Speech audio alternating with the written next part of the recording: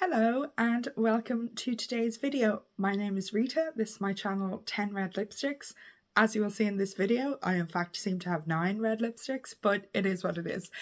So this is a full collection video, and I'm using the air quotes because it's not in fact my full collection. I am temporarily moved out of my home. There's some repair work being done on the house we rent. We've moved out to a different flat temporarily, so some of my makeup is still back at the house. I'm going to be reunited with that in a few months, and if you're interested in a future full collection video or a collection video of the rest that could, be a companion piece to this, do let me know. And in a few months when we're back home, I'll see if I can do it. So originally, I started out filming simply a blush collection video, and then I figured, hey, why not go for it? And particularly now, while I've got less of my makeup with me, though it's still a huge amount, as you can see from how long this video is, I thought it'd be a bit easier to go through all of these things than to go through my entire collection all at once. That being said, if you don't want to watch it all at once, totally fair enough, and I will have timestamps down below so you can just go and look at lip products or blushes or eyeshadow palettes or whatever it is you're interested in. I do swatch most things, so if you want to see a bunch of pale foundation shades swatched side by side, absolutely hop over to the base product section or foundation section and have a look at those. Also some not so light foundation shades, because makeup brands are liars and tell us things are light that are not light. They are in fact mid-tone oranges. Anyway, so this is just a bit of fun talking about my makeup. Obviously, I own way too much, absolutely way too much. It's obscene. Makeup does bring me a lot of joy, but filming this has absolutely made me realize that I need to slow down the amount of makeup that I'm buying. It's a bit out of control. So that is something I'm going to be thinking about further, and I'm sure discussing on my channel in the future. But for today, we're just having fun and looking at a bunch of beautiful makeup side by side. So as I said, I swatch most things. I try to show you things that are similar on screen at the same time, so you can see what they look like in the pan or in the bottle and swatched on my skin. I didn't swatch all of my eyeshadow palettes today or while filming this video, but I will insert swatch photos of most of them, or possibly all, during the footage, so you'll be able to see what they look like swatched as well. I swatch a few special shades because I couldn't help myself as I go through it. But most of the rest of it I swatch, or I show you what the wand's like or what the consistency is like, just to give you a full idea. And yeah, I've gone through everything. I hope you find it interesting, and I hope you'll subscribe and stick around for future makeup content on my channel.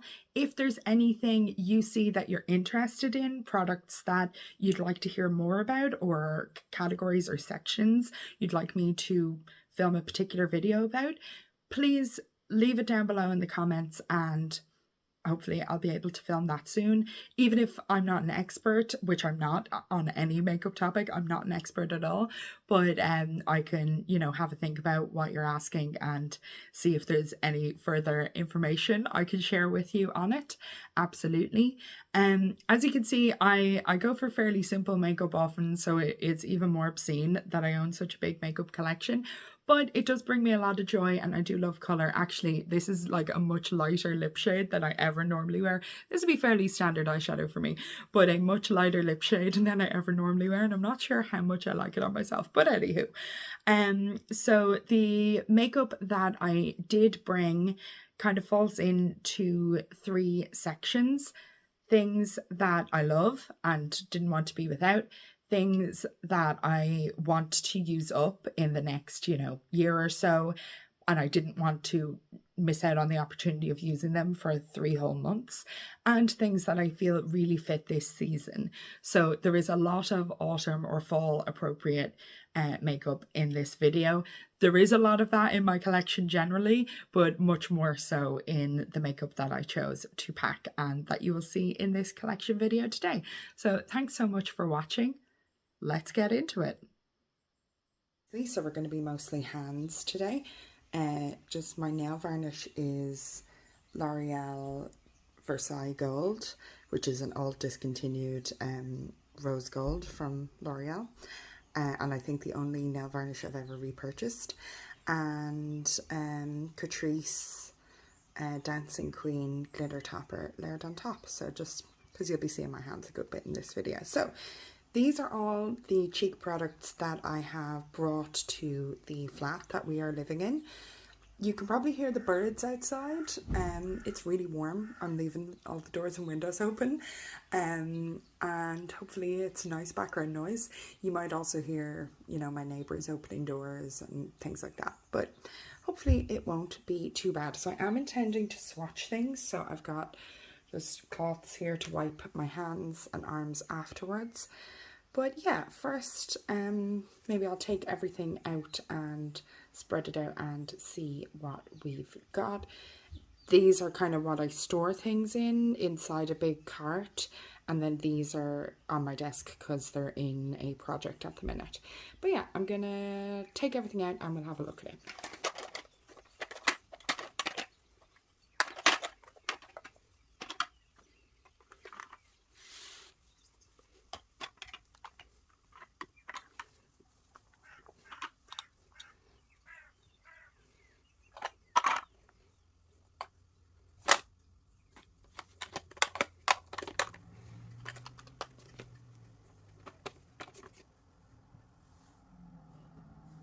Oh, I am missing one highlighter. I'll go grab that.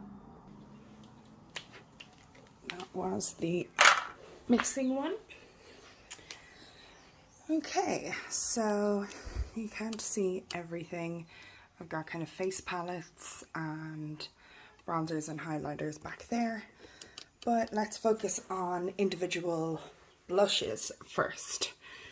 So maybe I'll do it in categories. Yes, okay. So if we take baked highlighters first, I've got Milani Luminoso, Laura Geller Mini in Lychee Rose,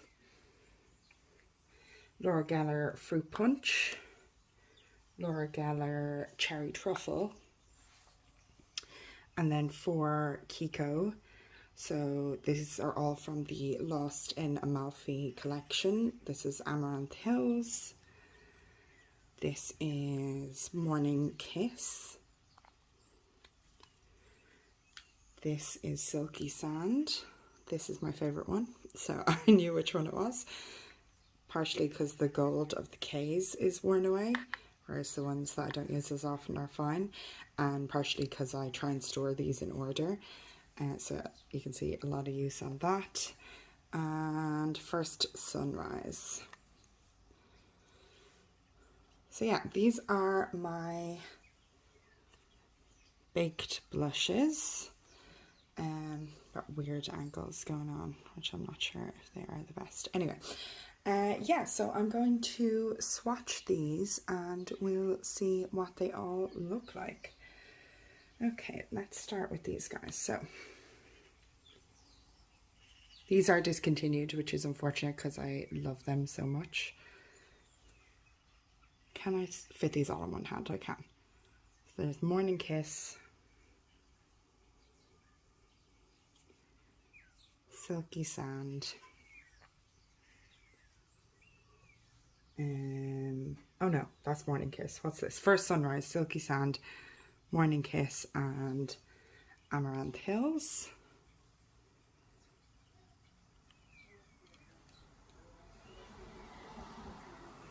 So this is my favorite blush formula. Sorry, I'm trying to get it to focus on my hand. So the formula is quite kind of satin, not too matte.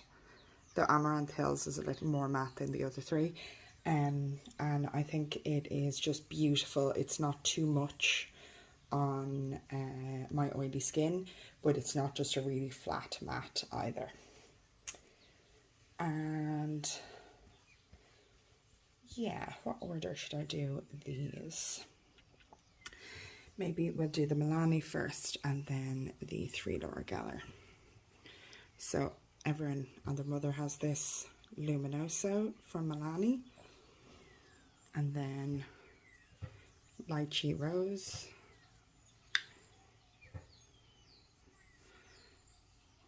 Fruit Punch, and Cherry Truffle.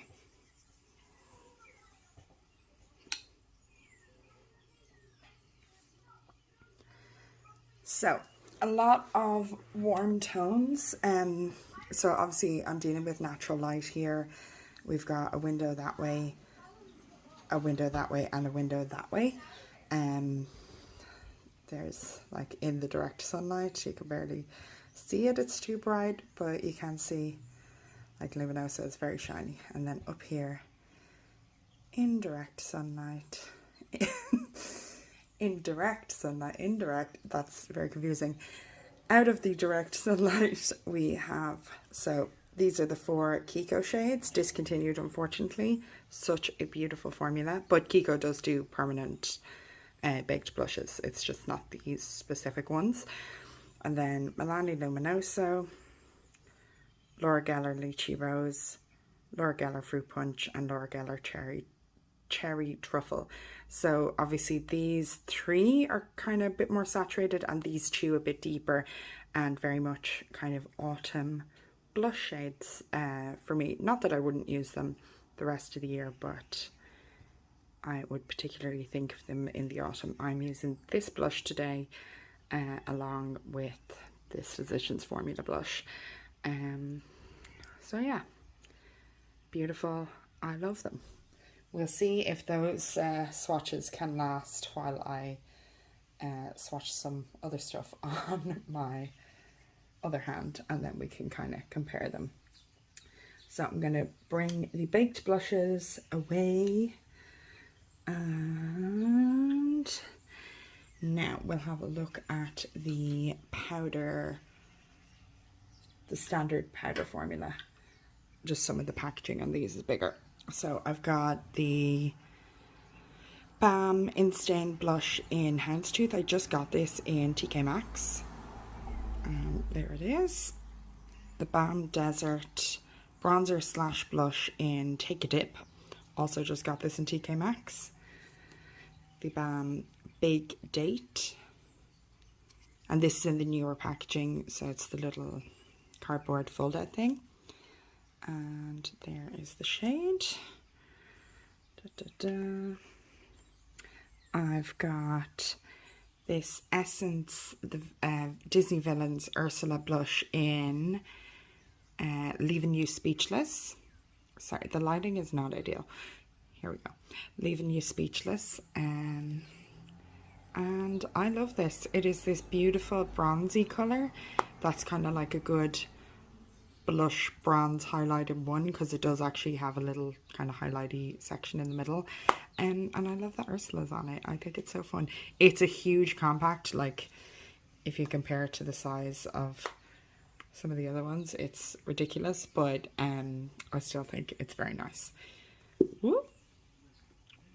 So there's that one, and then we've got 4 shades of the Essence The Blush. I do own all 9 shades of these, but I didn't bring them, I didn't pack them all. So we've got 90 Bedazzling, 80 Breezy, 20 Bespoke, and 10 Befitting. So we'll open all of these. You can see I have some good use on Befitting and some good use on Bespoke, and I think a little bit of Hard Pan also. And then definitely some serious Hard Pan on, what's this, Be Breezy. And then Bedazzling is newer, like newer released, and I have it, I don't have it as long as the others. And then the final powder blush, individual powder blush, is the Physicians Formula Butter Blush. Now, it's not necessarily a 100% traditional powder formula. This is Vintage Rouge. I love this so much. It is So subtle and really beautiful. I've had this for a few years, and like it's hard to wear down all these. They're pretty deep set into it, but it's just this very beautiful, very neutral blush. So actually I'll continue swatching down this arm. So let's start with that first one. That is Physicians Formula Butter Blush in Vintage Rouge. Very, very subtle. Really, really nice. And actually beside that, I'll do Essence the blush in 90. Excuse me. So you can see also subtle warm blush, really nice. And then we'll do 80 up here. Sorry. And then we'll do 20.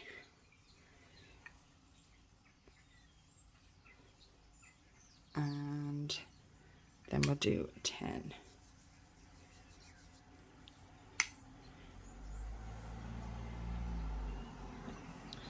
So 10 Befitting is also quite a neutral shade, but it's a bit pinker.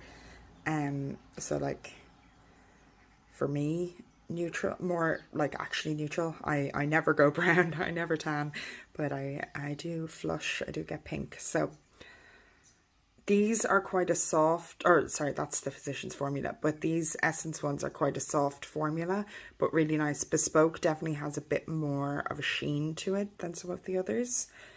It is a beautiful summer and autumn bronzy blush, or use it as in like all over cheek kind of a product. I really love it. The birds are really going for it out there. I will clean off my hand and then we'll keep swatching the rest of them. I'm not sure how much further I'll be able to go down this arm, but we shall see. And dry off those fingers. And sorry, kids out playing. So where will I go next? I'll go for Houndstooth and Big Date next. So there's Houndstooth and there's Big Date.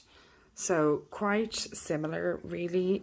Big Date, I'd say more neutral than, or maybe not, I don't know.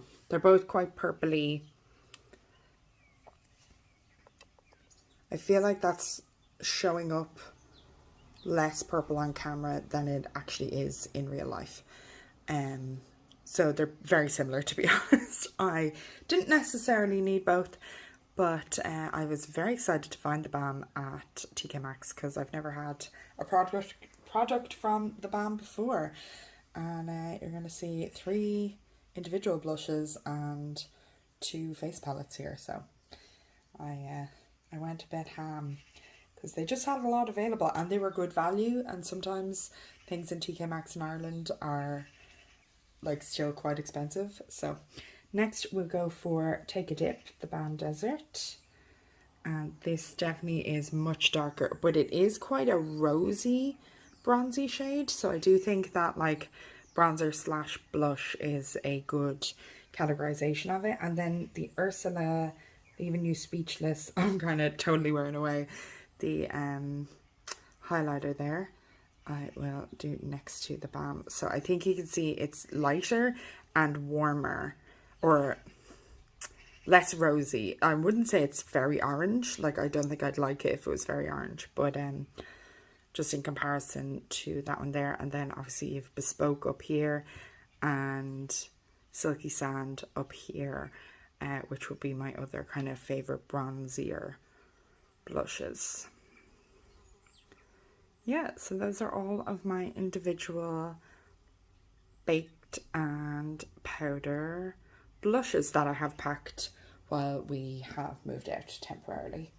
The rest of my blush is sitting waiting for me at home, and I must say I have taken such an extensive collection that I don't really miss what I haven't got, but you know.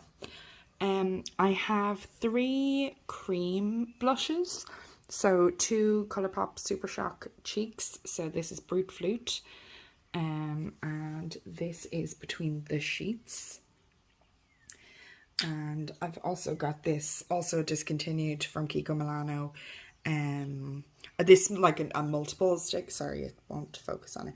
A multiple stick, and it's from the Mood Boost collection. I can't remember the shade name. It was number 2.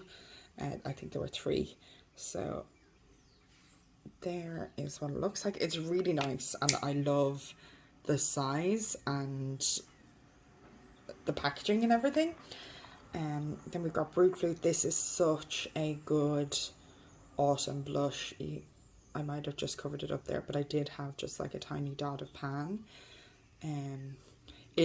They're very like squishy, and you can kind of like get pan and lose pan and get it again and all of that. So there's Brute Flute. It's much more shimmery than some of the others, but it's just absolutely beautiful. I really like it. And Between the Sheets is very neutral kind of shade for me.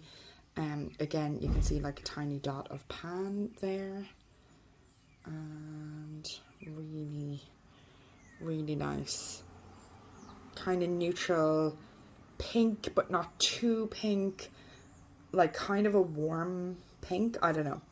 I think it's a beautiful shade. Showed there, those there in the sunlight. Yeah. So those are my 3 cream blushes. I had kind of a reckoning where in Partners in Cream last year, I think, I had like loads of cream blush, and I was trying to use all of them, I think 10 times each or some amount of times each, I can't remember, but to get to know which formulas I liked. And these weren't the only 2 formulas I liked. I also loved the Clinique stick, and I had a NARS stick that I really liked, but they were just old, and I didn't love the formula of the NARS stick as much, the multiple stick in Orgasm, as much as I like this formula or the Clinique one. But the Clinique one was just so old, so I decluttered that. The rest I decluttered because I didn't love the formula as much, and then these, I love the formula. So I kept these, and I think that makes a lot of sense. Obviously, I like a powder blush, I like a baked blush. Like, this is my favourite blush by far, and like, it's baked, and you can see it has good use on it, which is difficult to achieve with a baked product. So that is my preference. There's no need for me to, you know, just because everyone and their mother loves cream blush who isn't me, doesn't mean I need to love cream blush or have loads of them. And part of what I like about these 2 Colourpop ones is that they go over powder well, which is very important for me, because it's not possible for me to do my makeup without powder, and in fact I often wear a powder foundation, so it's just very difficult to then you know, remember, oh, today I'm using a cream blush, so I can't do my powdering before I do my blush, even though that's normally what I do. So yeah, it is nice to not have to worry about that with all my powder and baked products. Okay, I'm going to put everything back in frame.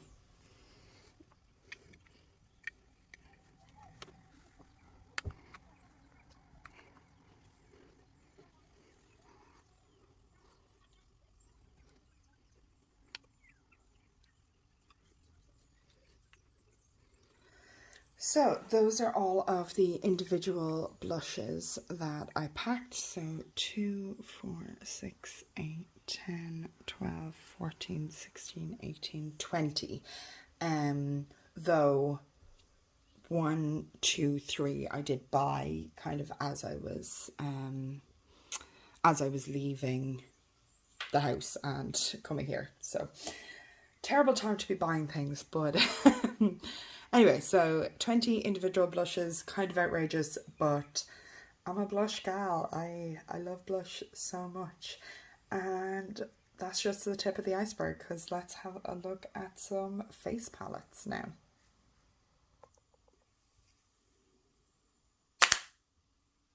I love that sound so much. brings me much joy.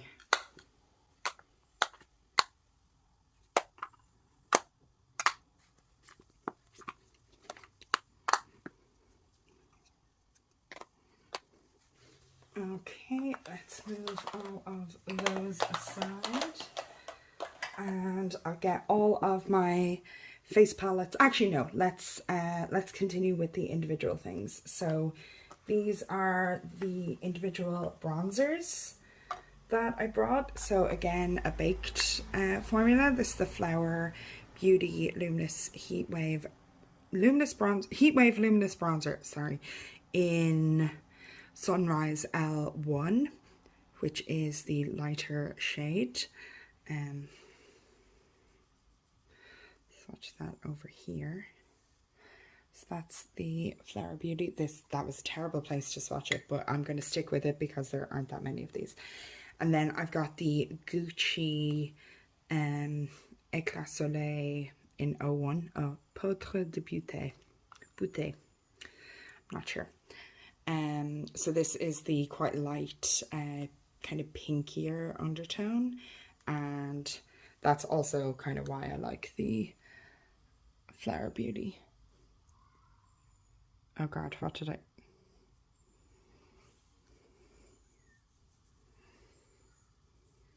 There, yeah.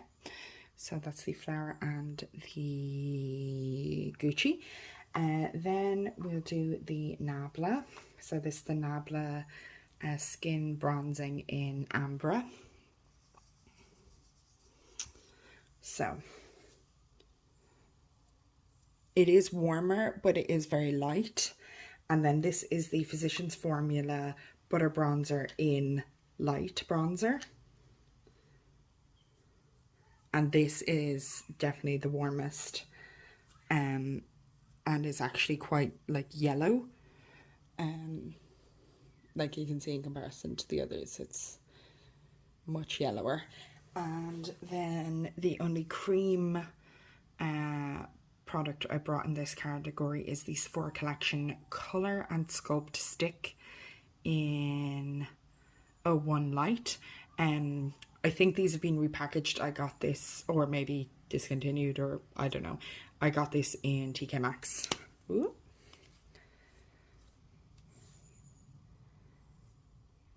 And again, it's a kind of cooler tone than a lot of people would use for bronzing.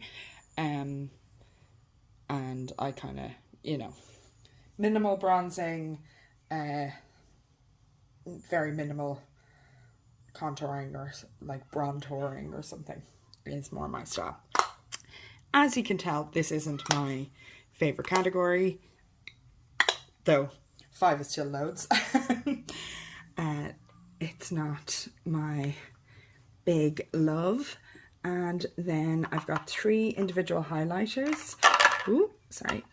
So we've got 2 warm toned ones and 1 cool tone one. So the first is the Catrice More The Glow Highlighter in 020 Supreme Rose Bean. And I absolutely love this highlighter. It's this like gilet formula, really, really beautiful, really smooth, very high shine. And now high shine isn't necessarily what I want every day with my highlighter. So I don't use this a huge amount, but like it's just so beautiful. And when I do want that high shine and I have a cool tone look, this is it. And also like diffusing this out with a big fluffy brush, I can get a more, not subtle look, but a look that I am willing to wear on a more everyday basis. Then I have a mini of the Becca C Pop, or Champagne Pop as was. So I got this also in TK Maxx, which I was very happy about, because I came to loving makeup in a, you know, in a collect a bunch of things way, when Becca was kind of dying. So this is C Pop, so beautiful. And like it's so yellow, like it's so warm toned for me. Like you can see the amount of red in my skin when I kind of flip my hand that way, and pink. so it's very warm for me, so I kind of thought it wouldn't work. Like, this came in a multi-pack of this opal and rose quartz, I think, and I've kept all three shades. I think though rose quartz is very similar to this, but yeah, champagne pop is just special and beautiful, and when I want that like high shine look, and I'm doing a warm tone look, this is what I go for. And then for my everyday situation, this is my highlighter, Laura Geller baked highlighter in French vanilla. Continuing my love of baked things. As you can see, I have kind of flattened this a bit, which, like, not completely, but I'm very impressed with myself, and I think you can tell that it is very well loved. It is very subtle. Lots of people use this as a finishing powder rather than a highlighter. I have very oily skin.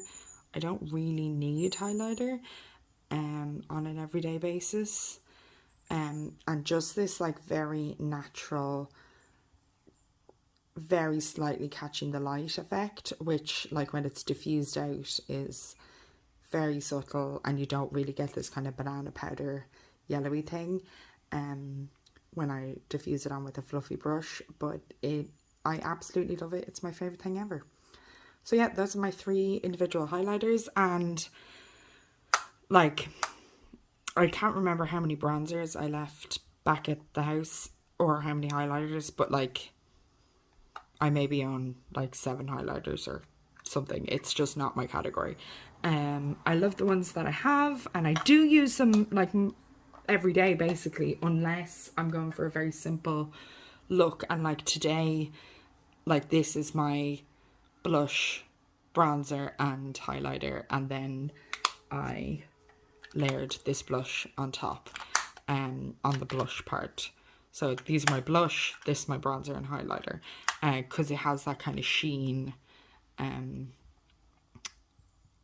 it is that very warm toned thing. So obviously it depends on your skin tone if you can do that or have any interest in doing that or not, but it's definitely something that works for me. I'm gonna remove those highlighter swatches from the inside of my hand, because otherwise we're just gonna have a very difficult time keeping these face palettes clean. So face palettes, from drugstore to high-end, pre-made palettes, discontinued palettes, still available palettes, and some magnetic singles.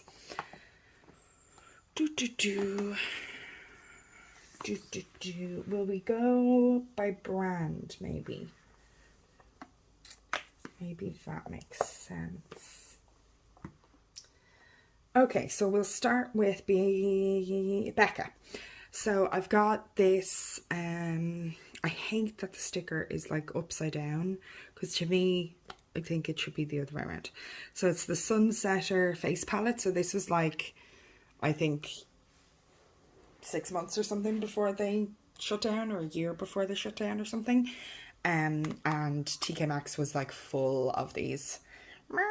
It's a little hard to open. I think the packaging is just so beautiful. You've got a big mirror inside, and you've got 2 highlighters, a blush and a bronzer.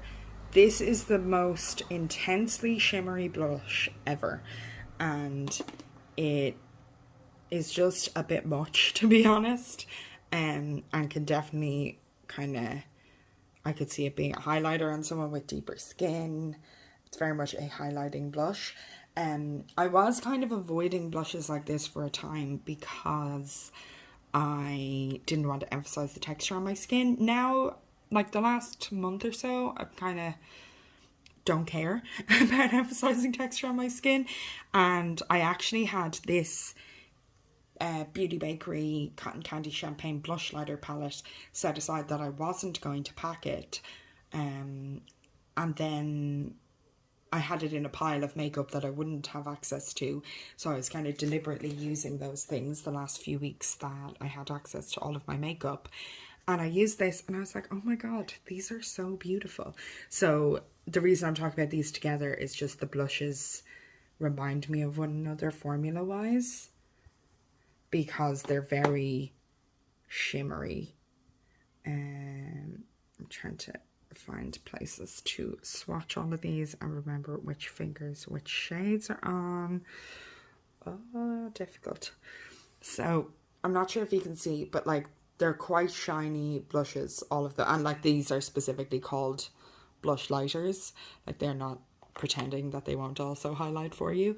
And I do think this is kind of funny because obviously you've got two highlighters with this very shimmery blush, and I'm like, there's no way I'd put highlighter on my face at the same time that I used this. However, I do like this, and I actually do really like the bronzer. So I'm not sure about swatching all of the face palettes, but hey, we're on a roll with swatching everything. Let's just do it. Let's just do it. Okay. And some of these swatches won't be perfect because I'm just wiping off my hands. I'm not going and washing them properly. But yeah, so I did the blush already, but let's do it again. And then the highlighters and then the bronzer. So blush, highlighter, highlighter, bronzer. One thing I will say that I like about this is that these highlighter shades aren't exactly things I already have. So we've got Vava, Bloom and Escapist, and then the blush is Calypso Coral, and the bronzer is Gold Trotter. And it is quite a yellow bronzer, so I think that's a good name for it, but I think it's a workable bronzer shade. It's not too deep for me. Now, they only did one version of this, which was silly. But yeah, so that's the Becca. This is the Beauty Bakery, and I love this. It's so beautiful. Emily Noel, in her video about this, or featuring this when it had first come out, said like this would be a great gift, and my partner and I were watching that, and he was like, oh, I should get that for you as a gift, and he did. He got me this, and he got me this BH Vanilla Cream Truffle blush palette for my birthday a couple of years ago. So here we've got 4 matte blushes, and what I realized quite quickly when I got both of these together was I wish I had one face palette that had 2 shimmery blushes and 2 matte blushes for travel, because generally I don't really need 4 different matte shades and 4 different shimmer shades. Also, this is freaking huge, so not ideal for travel, but so I'd love like if these were combined somehow.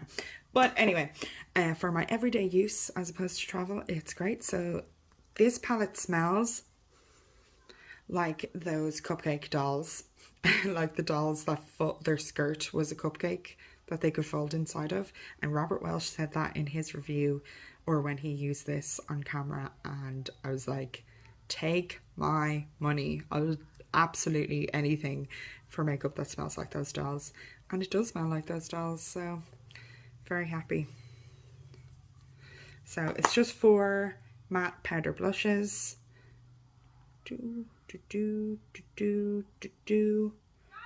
They are different. Like these 2 are a bit samey. This is more coral and this is a bit pinker. Also, I actually don't have that many pink blushes, and this matte pink blush would have been something I used to reach into quite a bit because I was lacking that across the rest of my collection. So yeah, I like this. I don't use it that much, but yeah. And also these small pans are great, like, and the mirror and stuff.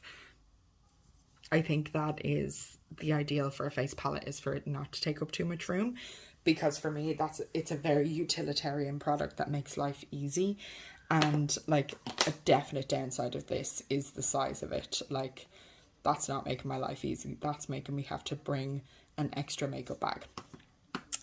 So are those all? No, the Balm also starts with a B. I don't think I did those in alphabetical order, but anyway. So the Balm, I've got the Balm Voyage Tropics face palette, And we've got 2 blushes in here, Glow Up and Coral Reef, and then 1 bronzer in Perfect Tan. Sorry, I realised I didn't say the shade names of previous ones. These don't have shade names and these do.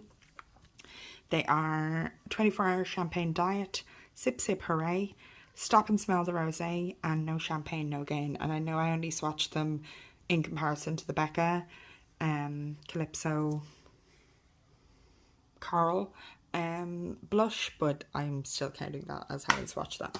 Anywho, so we've got Glow Up, Coral Reef, and Perfect Tan.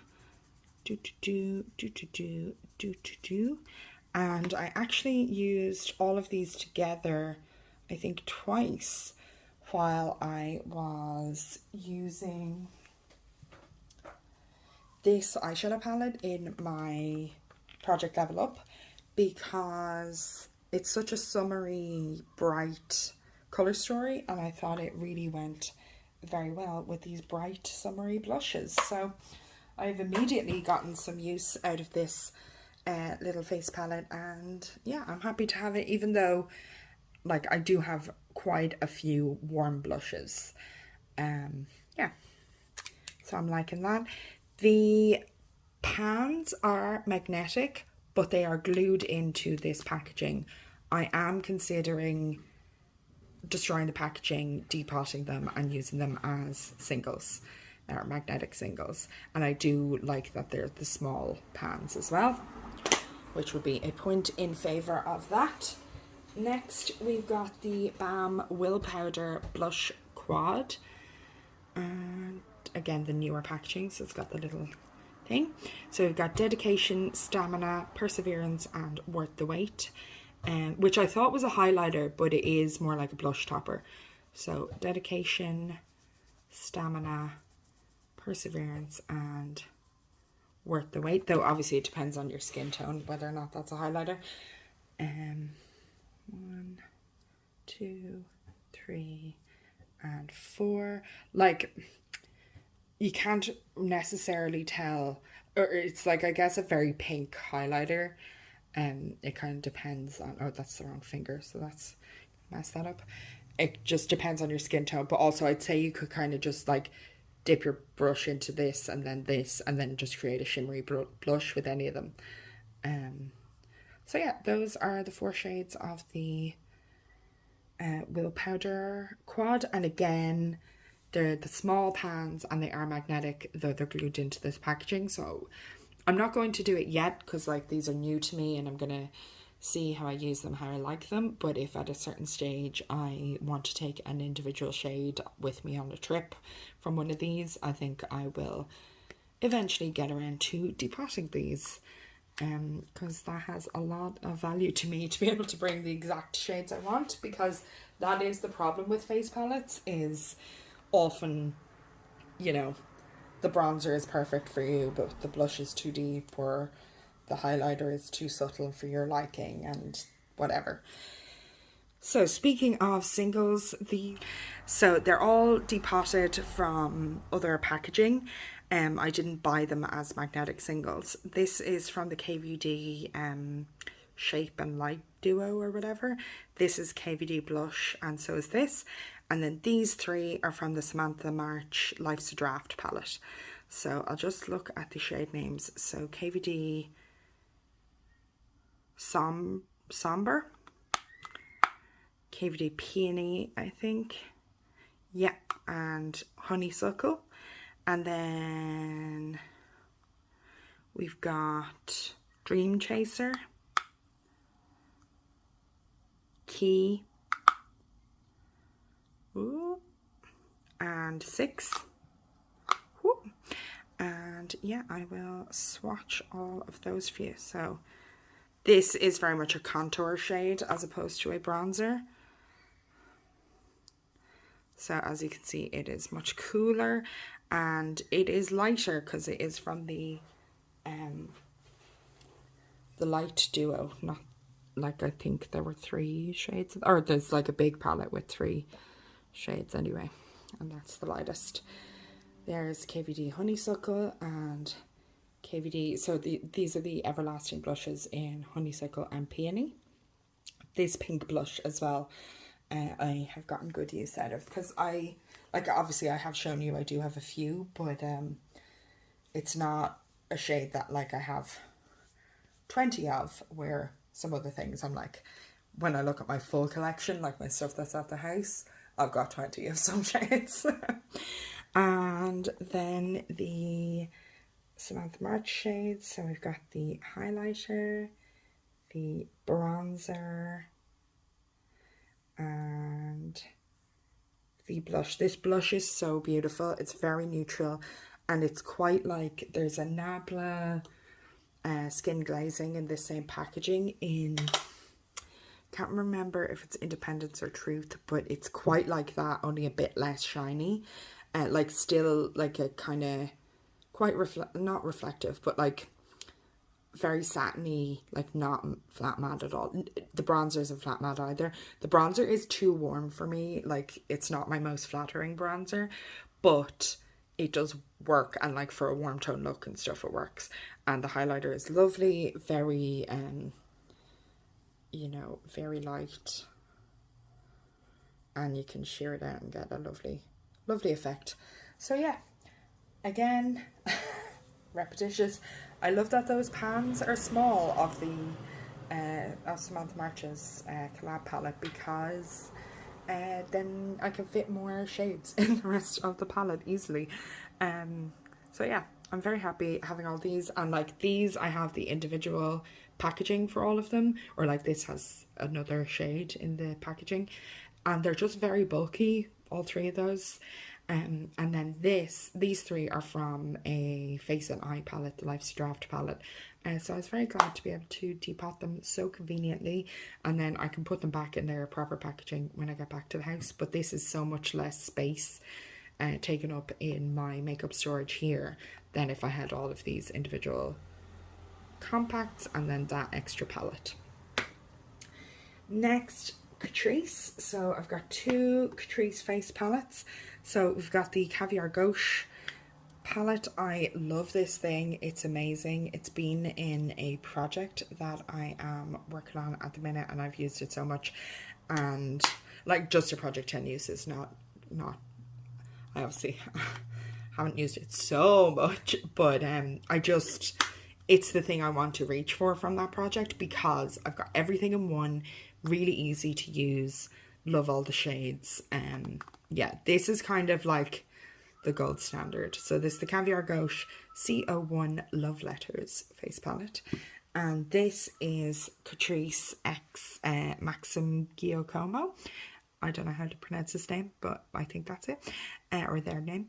And yeah, so this is a collab with a German influencer, and these are baked products, which is my favorite. So I was very happy to get this. Obviously the packaging's a bit bulky, but I think it's beautiful. Like the fingerprint on the front, I think it's very cool. We've got two blushes and two highlighters in here. Both highlighters, but one in particular a bit deep for me, but not impossible. Like champagne pop, you know. I can be flexible. So we've got Beach Vibes and Amore. Oh god. And then we've got Sunrise and, sorry, I'm just tapping off the extra blush, Tan Lines. So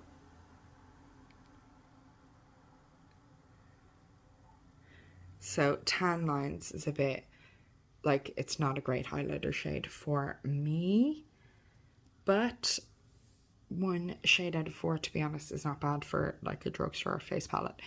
That isn't ideal for me.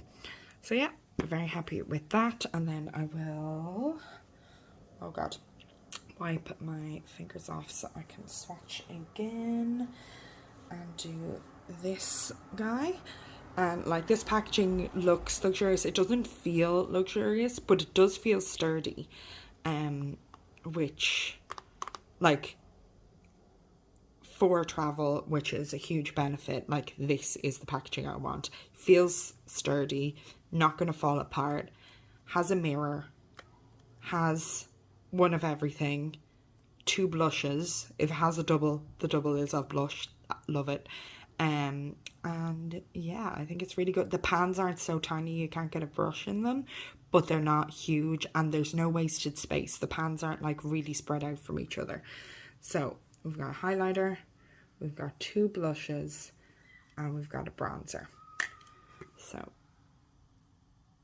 highlighter, 2 blushes, and a bronzer. I just kind of swatched them in that random order so you could look at them against the shades on top. This definitely is my favorite blush from this palette as opposed to this one, but I like having 2 blushes. I think this one's actually very neutral and workable for like a lot of looks, so this would be something I'd only go for if perhaps my skin was extremely textured and I was worried about this more satin formula causing me distress with emphasizing texture, or if I was doing a very warm toned look. So this isn't perfect for me. This isn't perfect for me either, but it all works really well, and it's not too deep, which is the key thing where I have to like be extremely careful and just can barely use it at all. Again, only 1 shade in this, problematic. This, I think that's not really a problem because it's 2 blushes and 2 highlighters. It's not like meant to be all in one and blah, blah, blah. And obviously brands should collab with lots of different people to get lots of different shades in things. So Zoeva face palettes, I've got 3 here. I own far more that are back of the house. So this is old and discontinued. This is the Basic Moment. So the basics, we've got a bronzer, a highlighter, and a blush. So yes, yet to come, Liquid Clock and Unfinished. Oh, I've got stuff there already. Oh god, I've got swatches everywhere. What am I going to do? Do it in here. So bronzer, blush, highlighter, very subtle because they're old and they're getting really dried out. They are subtle anyway, like it's a basic palette. It's not trying to do anything fancy, but I can still get a little something out of these. This might be something that doesn't hang around for much longer, but yeah, I like the packaging. A little bit of wasted space.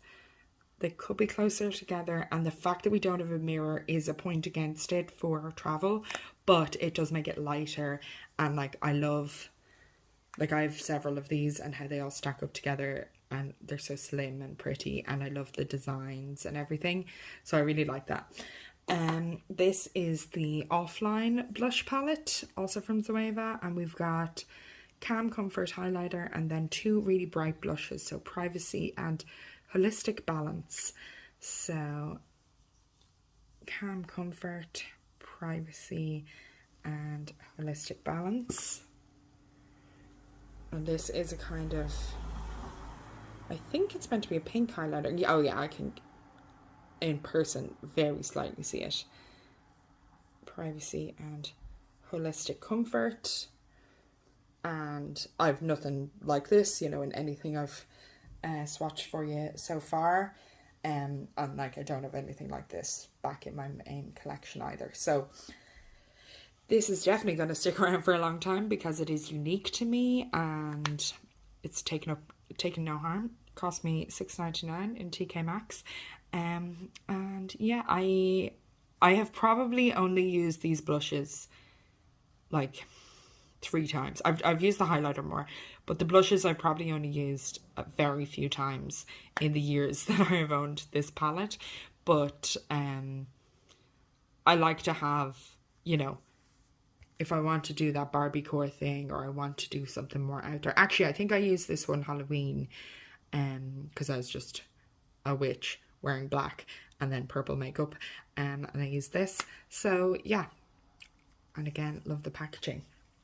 Now, they don't do this shape of face palette anymore really over at Zoeva. Now they've got the Together We Shine and the Together We Glow. So this is the lighter one. And yeah, again, the packaging is beautiful. We've got 4 shades: Empowerment, Growth, Strength and Celebration. This only comes in 2 varieties. So this Together We Shine is the lighter one, and then Together We Grow is the darker one. It's not much darker, so that's not ideal. So 1 highlighter, 2 blushes, again my favorite, and then 1 bronzer. I love this bronzer. So there's the highlighter, the 2 blushes, and the bronzer. And the bronzer is kind of that rosier tone of bronzer. And these are very warm blushes. It's essentially, a matte and a shimmer in the same shade. I do wish that you didn't have that. I wish there was like a cooler tone matte and then keep the shimmery blush the same, or, you know, a shimmery, cooler tone shimmery shade and keep the matte blush the same. And then the highlighter, which is kind of a rose goldy kind of a thing. Yeah, I think it is lovely. I have travelled with that many times because it, if I'm doing warm eyeshadow, like this just works so well, and the bronzer in particular isn't too much for me. So yeah, I am a big fan, and I feel like Zoeva is going for more minimal stuff these days, and I'm not sure if they're going to do more. Well, in a way, face palettes are minimal because like these are the basics, you know, but in they're not necessarily for the, you know, just a little touch of sheen kind of cream cheek thing that's very popular now. So I don't know. I will just line them up so you can see everything together. Are we getting a weird angle there? We are getting a weird angle there, but that might have to be fine.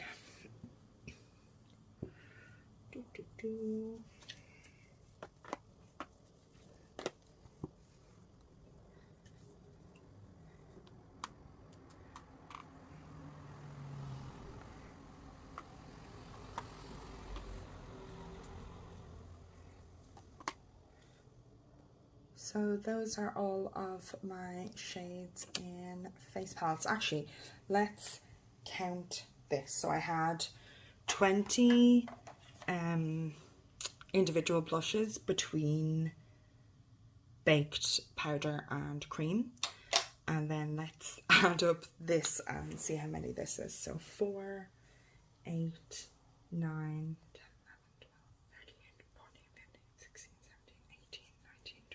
21, 22, 23, 24, 25, 26, 27. So that's 47 blush shades in total. And then I had 3 individual highlighters. And we've got 1, 2, 3, 4, 5, 6, 7, 8, 9. So that's 12 altogether. And then I had 5 individual bronzers. And added to that, we've got 1, 2, 3, 4, 5. I'm going to count this contour as well. 6, 7. So that's 12 bronzer slash contour shades as well. So 12 highlighters, 12 bronzers and contours, and 47 blush. So yeah, I will just pan over here so you can see all the blush just in a random pile there as well. So yeah, thanks very much for watching. And do you have any of this blush or these other products? I'm much more interested in the blush. And which is your favorite? Or this is terrible because I have so much. Do you have a baked blush you think I would like? In particular, I am in search of a cool toned pink or maybe mauvey purpley thing that is satin or matte baked blush. I'm in search of that. I want like this in a baked blush. And I kind of use like this lychee rose, but it's a bit more corally than a true pink, and B, it's so shimmery. So yeah, let me know. Okay, so here are all of my lip products. I think I have gone through handbags and different bags, and I think I have everything pretty much here. Some clear gloss, or like this has the faintest tint. I have a second one of these and it's not here, but this one will do. And I don't have like my sort of clear balms and things included in this video. It's just going to be things with colours. So I have them divided here into kind of browny things, pinky things, reddy things, and these are kind of berries and orange plum things. So we're going to get them out and look at the colours. I am filming in indirect natural light, so the sun is like, where are the shadows? The sun is like behind us, but the window in this room is that way. So we've got natural light coming in from that side, but it's not too bright. I filmed on the other side of the house yesterday, and the occasional bits of proper strong direct sunlight were actually problematic. So hopefully this is a bit better, and yeah, I can get my arm in here and we can do some swatches. So let's start with the smallest category, ironically, for the name of my channel, which are my reds. So I've got 5 red lip liners and 4 lipsticks, though this isn't too red. So this is L'Oreal Glow Paradise 353 Mulberry Ecstatic, and it's kind of this plummy colour, but when you build it up it can be quite red. So that is what it looks like there. It's a very soft, balmy kind of formula, and I got that relatively recently. I got this in May when I was in Scotland. This is an oldie but a goodie, Rimmel 01. Beautiful shade, deeper red. Absolutely love it. I've had that for years and years and years. No idea when I got it. This is Milani 26 Push It from the Salt and Pepper collection. Beautiful shade. Really like this. And you can see like much kind of more actually it's showing up a bit even lighter on camera than it is in person, but it is more kind of raspberry orangey than the Rimmel. And then Gucci Goldie Red. I got this as a gift when I got my Gucci bronzer. Just a mini lipstick, and it is the most beautiful shade. Yeah, it's not showing up exactly on camera. They're all showing up a bit more orange than they really are on camera. But I love this mini. I keep it in its box to try and keep it safe. I have had issues with mini lipsticks before breaking, so I do try and keep them safe. And then the lip liner. So we've got the Milani one that goes with the also in Push It, but in 230 Push It, which goes with the, yeah, here's the Milani lipstick. So there's the Milani lip liner. Making sure to do this in a way that makes some kind of sense. Then we've got 3 from Zoeva and 1 from Essence. So the Essence is the Stay 8 Hour lip liner in 08 Passionate. Do that one over here. Really nice red. And then 3 from this Zoeva. This is an old set that they don't do anymore. Graphic Lips in Poppy Fields, Bit of Danger, and Lips Blazing. Oh no, sorry, Blazing Sun. Graphic Lips, Blazing Sun. Misreading that all together. So here's Poppy Fields. More kind of raspberry. Here's Bit of Danger. That's a much more kind of orangey, bright. And Blazing Sun. So kind of deep plummier red, but still red in it, kind of like the L'Oreal Glow Paradise lipstick. So those are my reds. I will leave those over there. And now maybe we should go for the berries, purples, plums and orange, and things that I'm just not sure how to categorize next, because I think that swatching them near the reds will be helpful. So we've got a few. Oh yeah, this is one thing I am missing actually, is I have a more orangey one of these. Let me go and see if I can find that. Okay, so I found the other shade, which is a more browny one, and then also this. So let's get this somewhat organized. Da, da, da.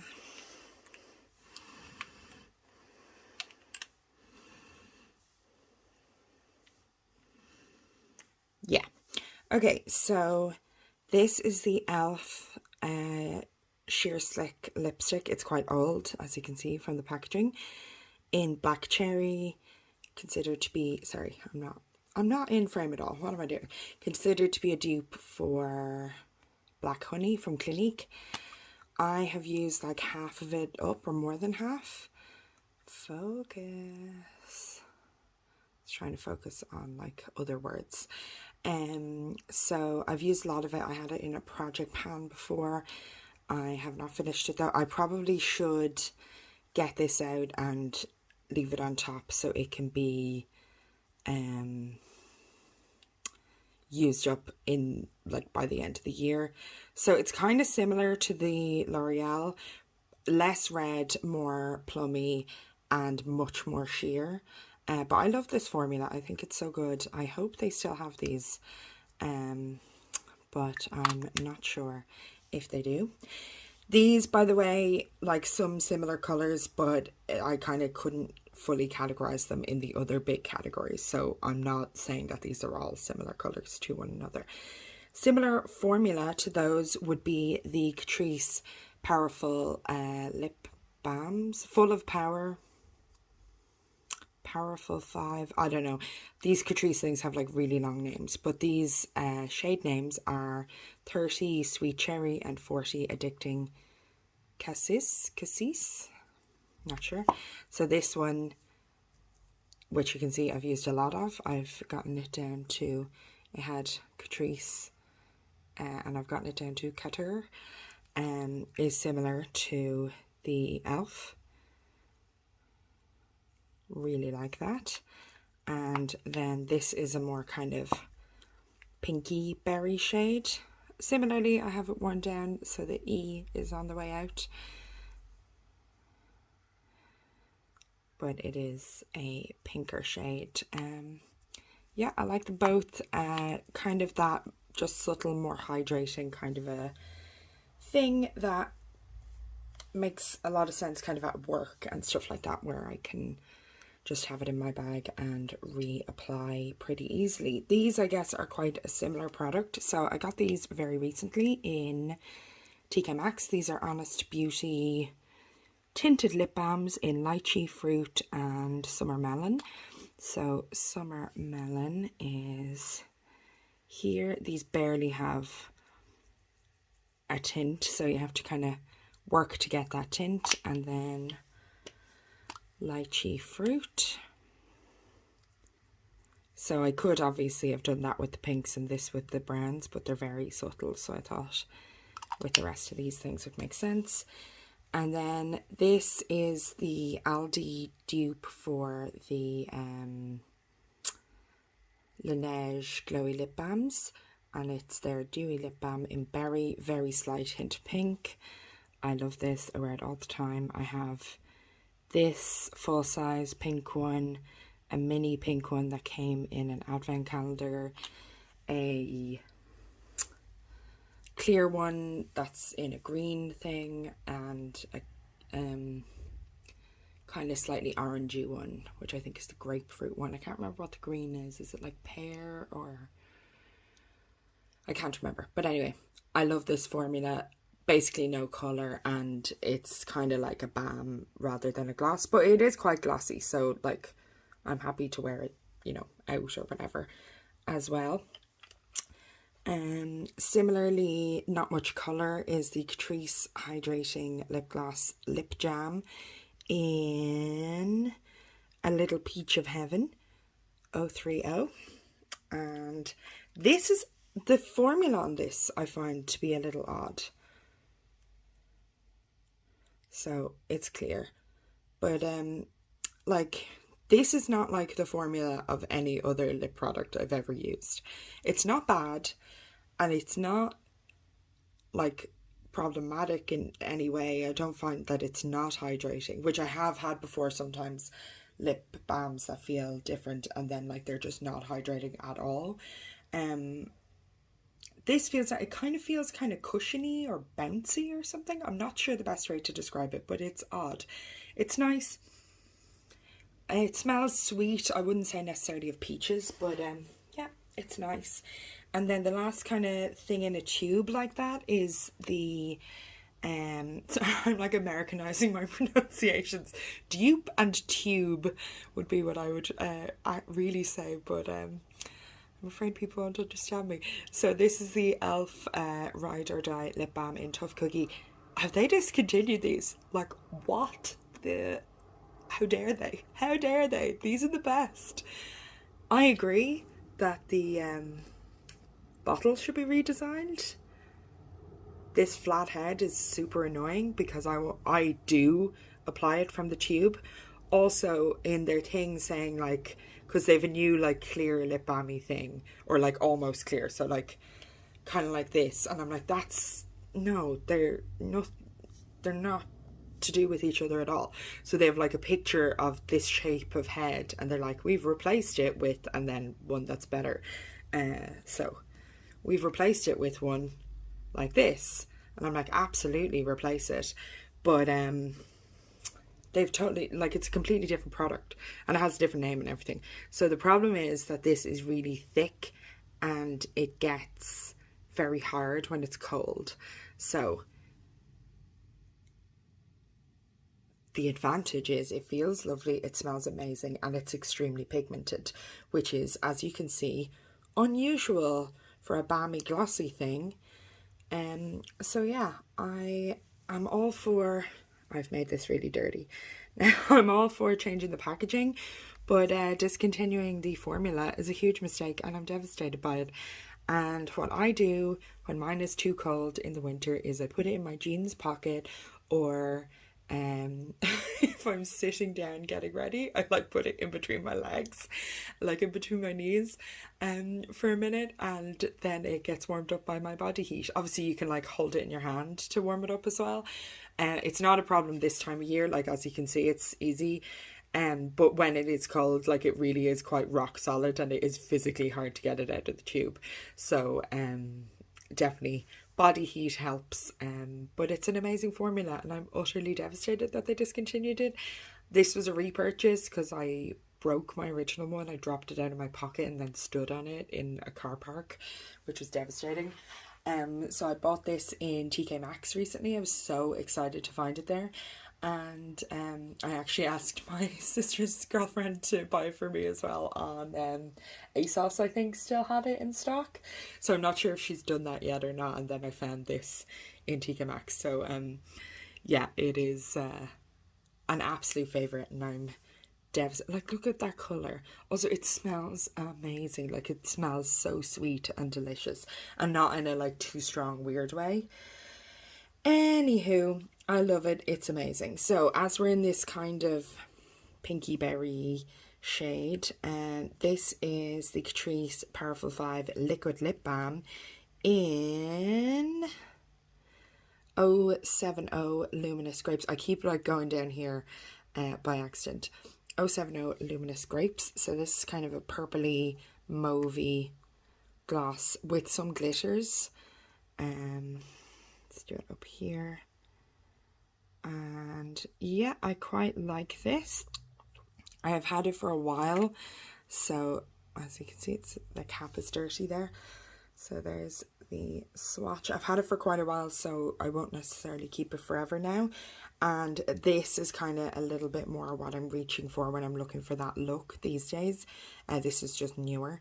So this is the Maybelline Superstay Vinyl Ink in 35 Cheeky.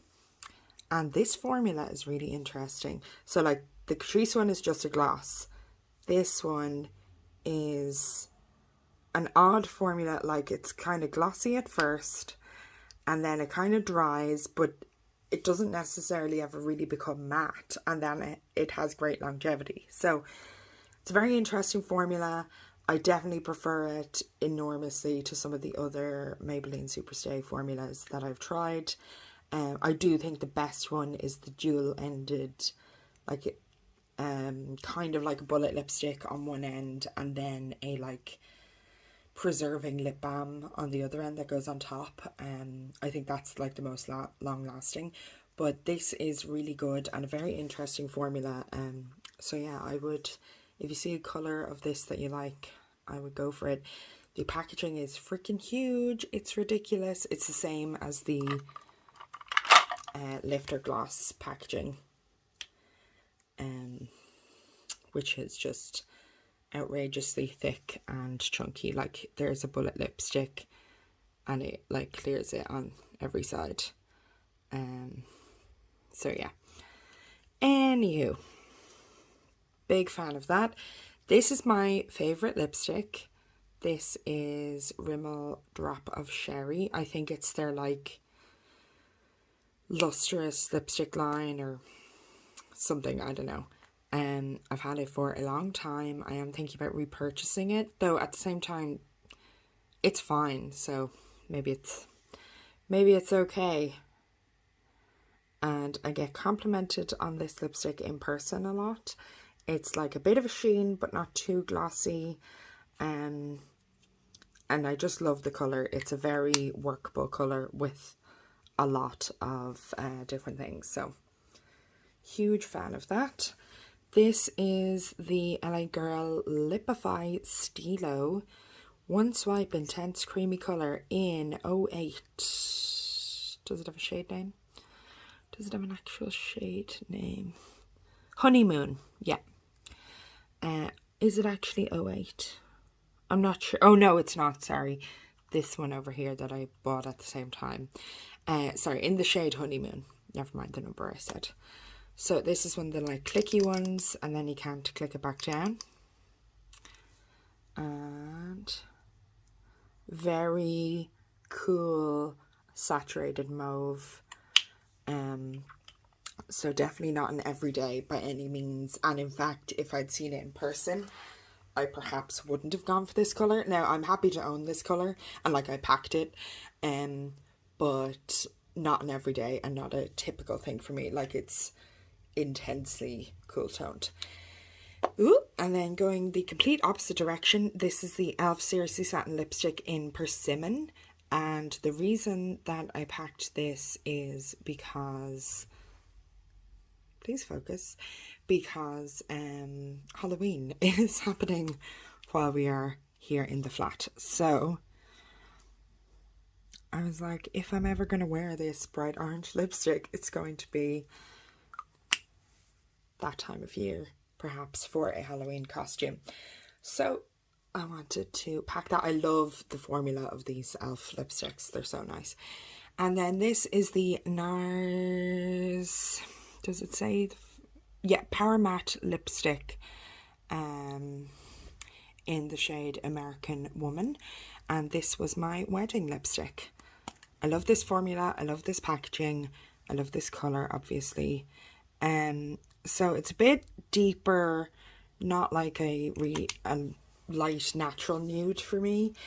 But I like a lip colour. I don't just like a, you know, barely there nude. So that's why I wanted a shade like this for my wedding day. And it is great formula that lasts a long time, and once it's dried down for a little while doesn't transfer. So that was very important to me. So yeah, those are all of the smaller categories. Let's get into the big ones. So, browns. We've got 1, 2, 3, 4, 5 brownie. That's pink. Put that back. Lip liners. We've got 5 bullet lipsticks. Ooh. 2 like longer tubey lipsticks. I don't know. Maybe they're just a different shape of bullet. And 3 glosses. So I might swatch on the maybe I'll do it on the inside of my arm. So this is the Maybelline Lifter Gloss in 08 or 008 Stone. Love this formula. Really thick, colourful, feels quite hydrating. Very, very nice. Yeah, big fan. I would totally buy more of those. And actually I did, like I had 2 and I finished them. Did I finish them both or did I finish just one? And then I bought these 2. So yeah, definitely a favourite. You don't get that much product. So like price wise, like you do, if you're doing a project pan, they're easy to pan. So price wise that would factor into it. But this is the Essence Extreme Care Hydration Glossy Lip in 03 Milky Cocoa. And I had been staring at this for ages in the shop, and like I've gone to visit it at the Essence stand in Penny's many times, and I hadn't picked it up. And then I saw a Hannah Louise Poston video where she was looking for kind of like her style of lipstick and gloss and whatever, like kind of weird colours, at the drugstore, and she tried this and she liked it. And I was like, why am I not getting it? Like, I have too much obviously, but you know, buying a drugstore thing that I am going to get use out of isn't the end of the world, or isn't like that big of a deal. So this is the Essence Plumping Nudes, which again on the other end of the scale, as you can see, some windowing in there. I've had this for a very long time. So this is in, do you know what? The shade was up here and it peeled off. So I don't know if I have the shade name of this anywhere. Anyway, it's like this bronzy gloss, and here is what it looks like. It's pretty sheer, or like a clear base, so it's not super pigmented when it goes on, but I really like it with warm toned looks and I wear it often. So I might actually swatch these 2 lipsticks next, because they are a bit they're not as matte or satin as some of the rest that we're going to look at. So this is Flower Beauty's Blossom.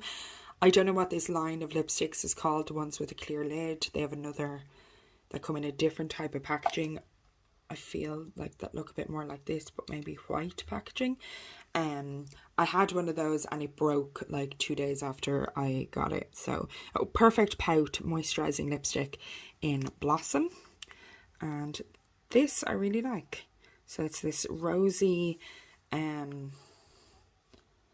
brown, and is a bit kind of not shimmery, but not as matte as some other bullet lipsticks. This is the Catrice X Jenny lipstick in Teddy. Woo. And again, quite a rosy brown, and it's kind of like a satin formula. I have the matching lip liner from that collection, which I don't know if it had a shade name. If it did, it might have been, yeah, Nougat. So I'll do that up here. So like quite a rosy brown, really nice. And I've broken the lid. Oops. Anywho, So what will I do? I'll keep doing lipsticks down this way and then maybe lip liners here. So next, let's do the Salt and Pepper Shoop from Milani. This elf here and this lifter gloss here, I think, are pulling the attention of the camera. There we go, Shoop. So it's kind of a mauvey brown, if that makes any sense. But I really like the packaging of these. I think they're very pretty, and because they're flat lids, you can store them upside down and then you can see the names and colours, which is very nice. Focus, my god. And then the lip liner that came with that, again in Shoop. I'll just do up here so it's not too far away. So it's actually much browner and less rosy than the lipstick. And let's keep going with the lip liner. So my favorite lip liner is this e.l.f. Retro Paradise one, and then this guy. So you can see the height. Actually, I have another one from that collection. So the height of the bigger ones is what the little one was when I first got it. And please focus. You're killing me. You're killing me. So as you can see, I've used the small one a lot. And it is this light rosy brown colour. Perfect. And then we've got this darker brown, but still kind of rosy and not too dark. So these suit me well, and I use them a lot at this time of year. And I will swatch the lipsticks that I often wear with them. So this is the e.l.f. Seriously Satin in Nectar. And I've used this a lot. I repurchased this last year because I lost it. So as you can see, it's very light, kind of peachy brown. I love it. And then this is Cider, and I would often kind of wear this lip liner and lipstick and this lip liner and lipstick together. But I do sometimes mix around with all of them.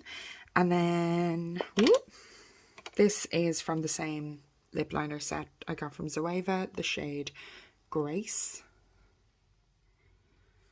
And it is another quite light. I definitely don't use it that much because I have this one from e.l.f. that I love. But this is a great kind of nudie brown shade. And then I've got the, what is this? Eveline Cosmetics Oh My Kiss lipstick in 08. And here's what this looks like. Another light nudie one. I kind of find, which is funny, that this shade a little bit more brings out the yellow in my teeth than some of these other shades. And then this is the L'Oreal Paris Intense Volume Matte in 600 Le Nude Audacious. And do this here. So it's more orangey. It definitely brings out the yellow in my teeth a bit more. And I just will swatch it next to the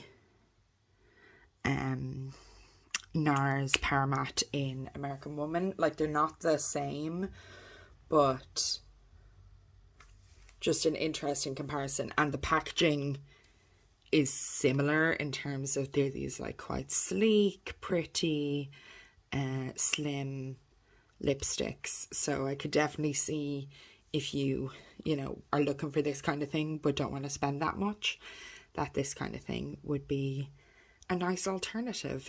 These aren't colour dupes, but they're, you know, the same. I'm the same person and I like both. So And I definitely think, you know, I would love to get this formula in a bunch of other colours because it's a great formula. That, like, longevity of it and transfer proof and all that is very appealing to me.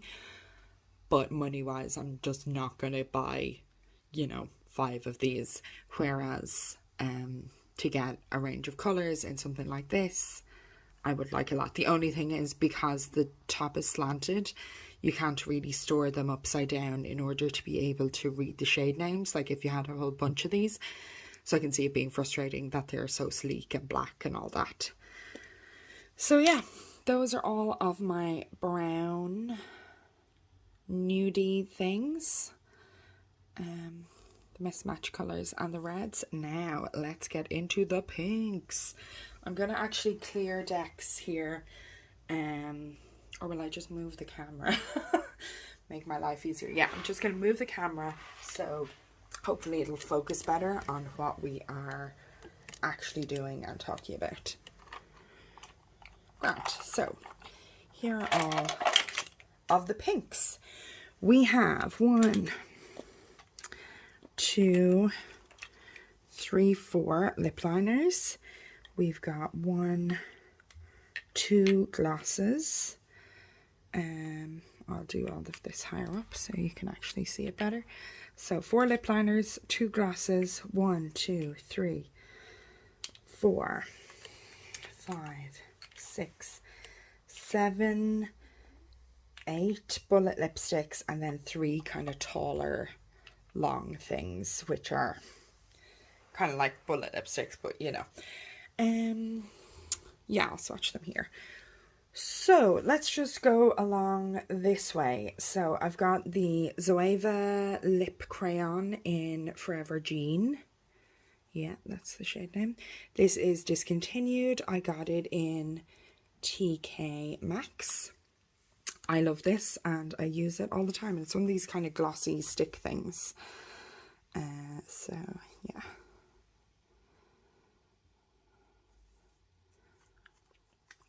Actually, I'm therefore going to move the glosses here. Yeah.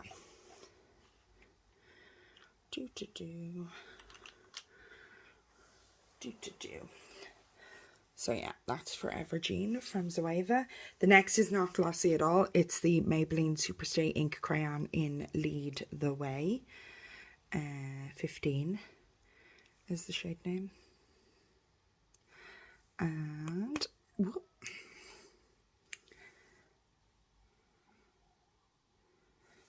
Quite a cool tone. These have a gross smell that I despise, and like, it's not because they're gone off or whatever. They all have that smell. It's absolutely horrid. So that would in and of itself turn me off getting one of these again. Also, I just don't find them to be that long lasting, even though they're Superstay allegedly. This, I assume is discontinued because I do look at the Laura Geller website all the time and I haven't seen it there. This is the Fine Shine lipstick in On The Go. Yeah, On The Go. And for the love of goodness, I also got this in TK Maxx. It is again that clicky thing where you can't click it back down. And it's quite a pink, kind of a berry pinky thing. Love the formula, love the packaging. I would love other colours in this if they still did it, but I don't think they do, unfortunately.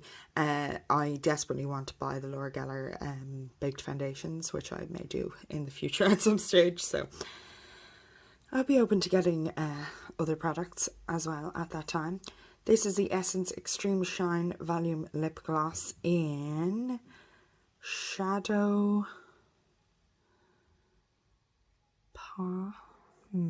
Rose.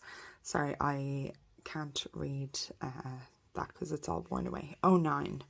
So this is a lovely lip gloss with some glitters in it, but I don't think they're too irritating on the lip. So that's what it looks like there.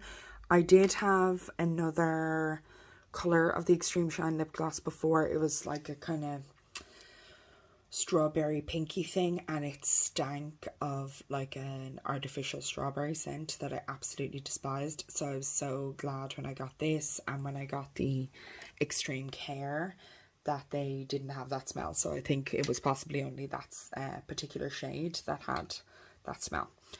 This is the Maybelline Lifter Gloss in 004 Silk. So I'll actually swatch this up here next to 008 Stone. So two beautiful nude shades, and they're just so much more pigmented than most glosses, which I really appreciate. I have gotten a big swab of it on my hand there. There we go. Yeah, so next, the Pink Bullet lipsticks. Maybe I'll go around to the front here because it's getting difficult to keep my legs off camera and keep my hands in camera and everything. So this is the Essence lipstick in This Is Me.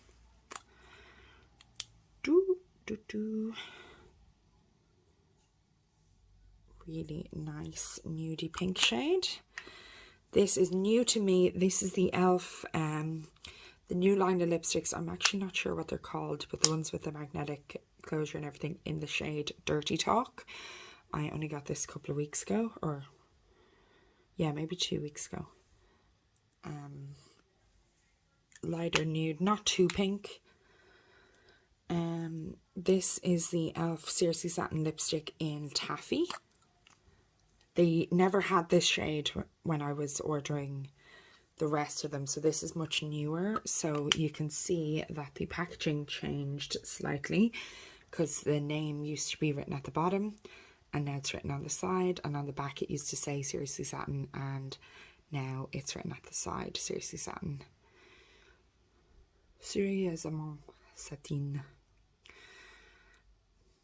I don't know if that's the correct pronunciation, but I did my best. So just very slight packaging change, like they're still the same shape and size, the same component.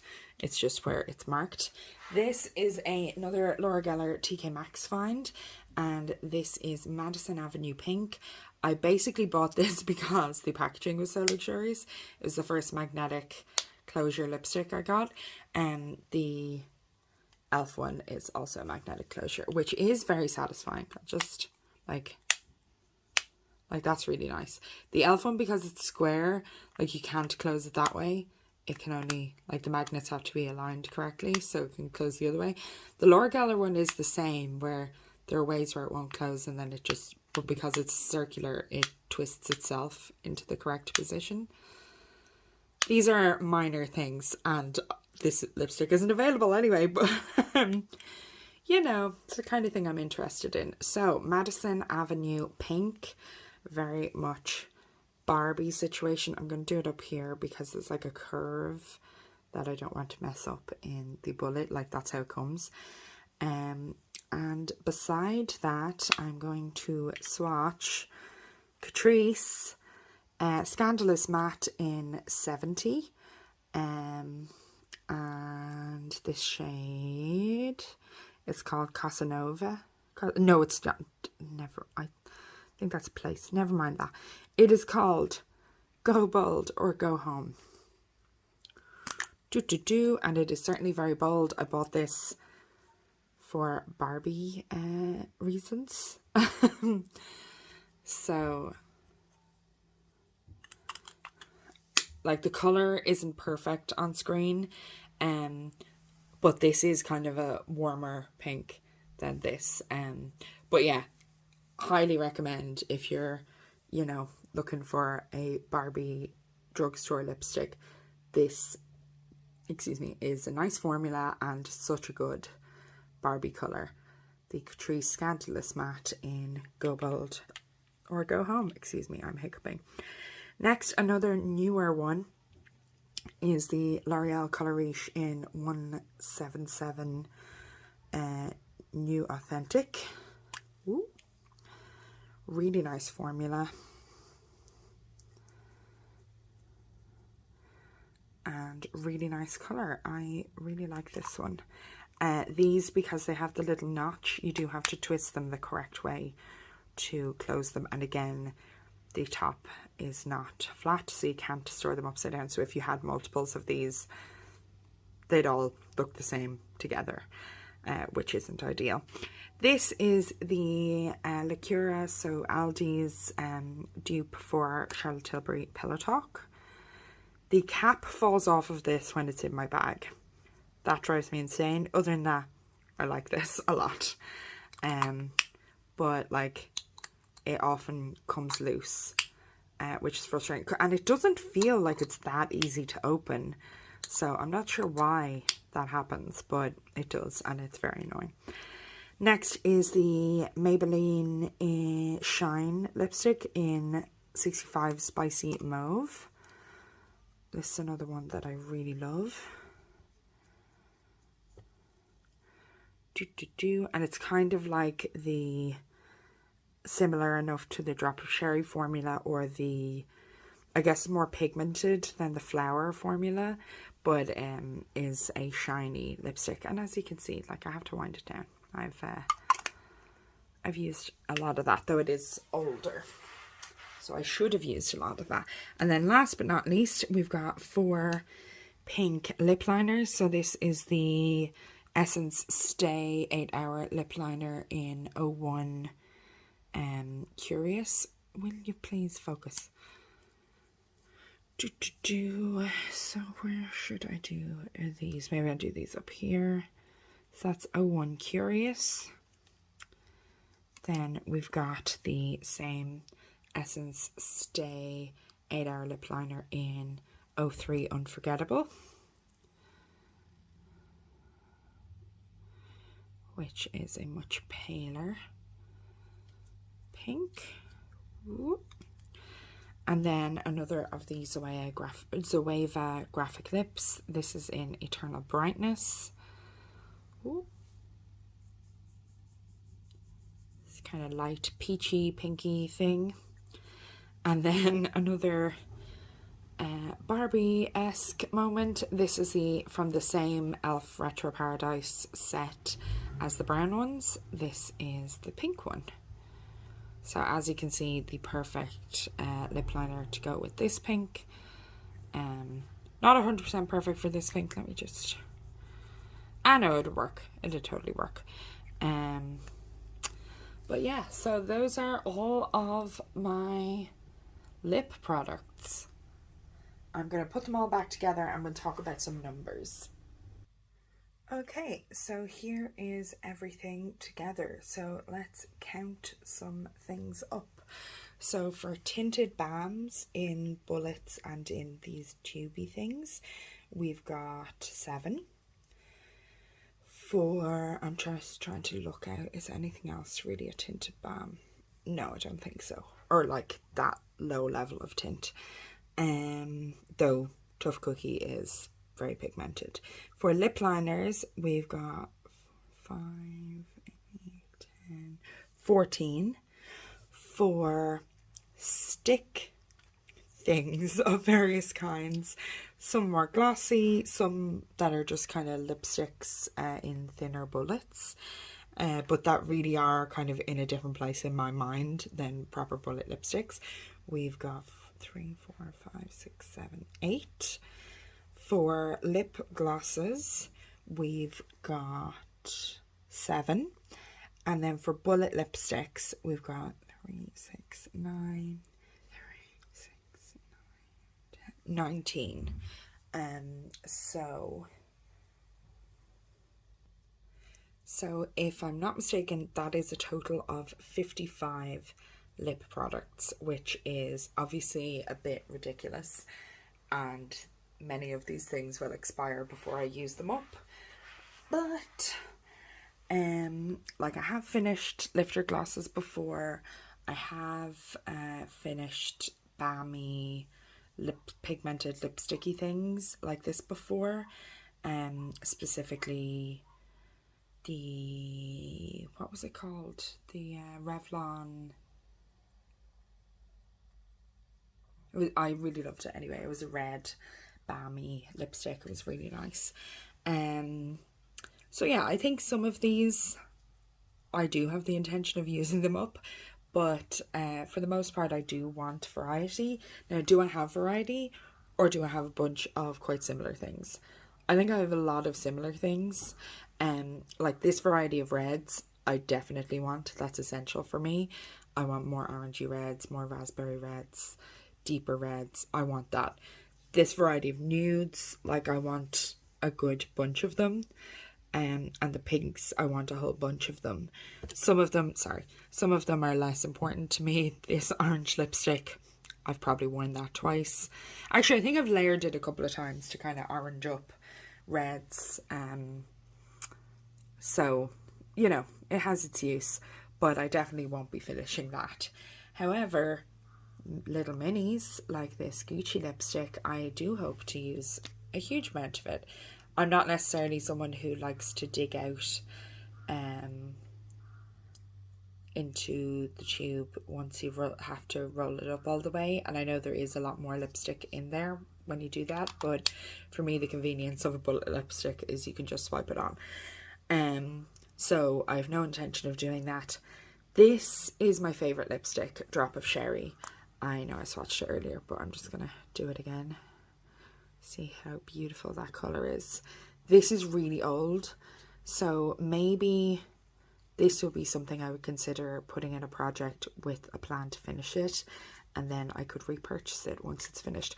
I must admit, I constantly, like, this is permanent, this is still available.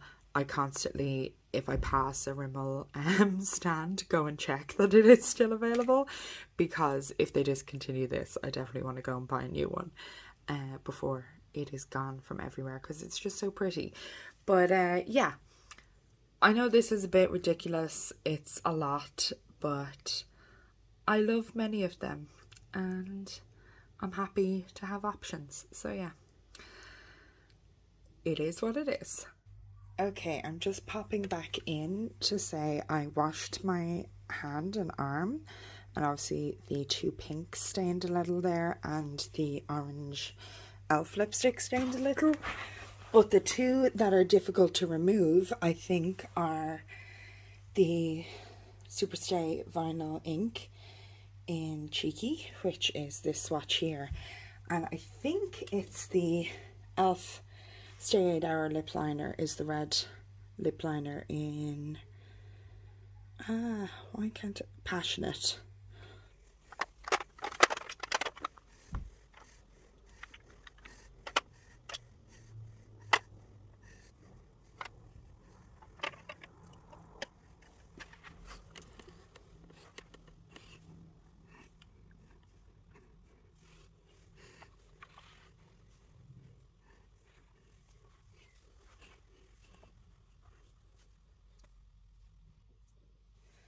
Okie dokes, here are my concealers, foundations in a liquid form, primers and setting sprays. Yeah, I think that's everything that's here.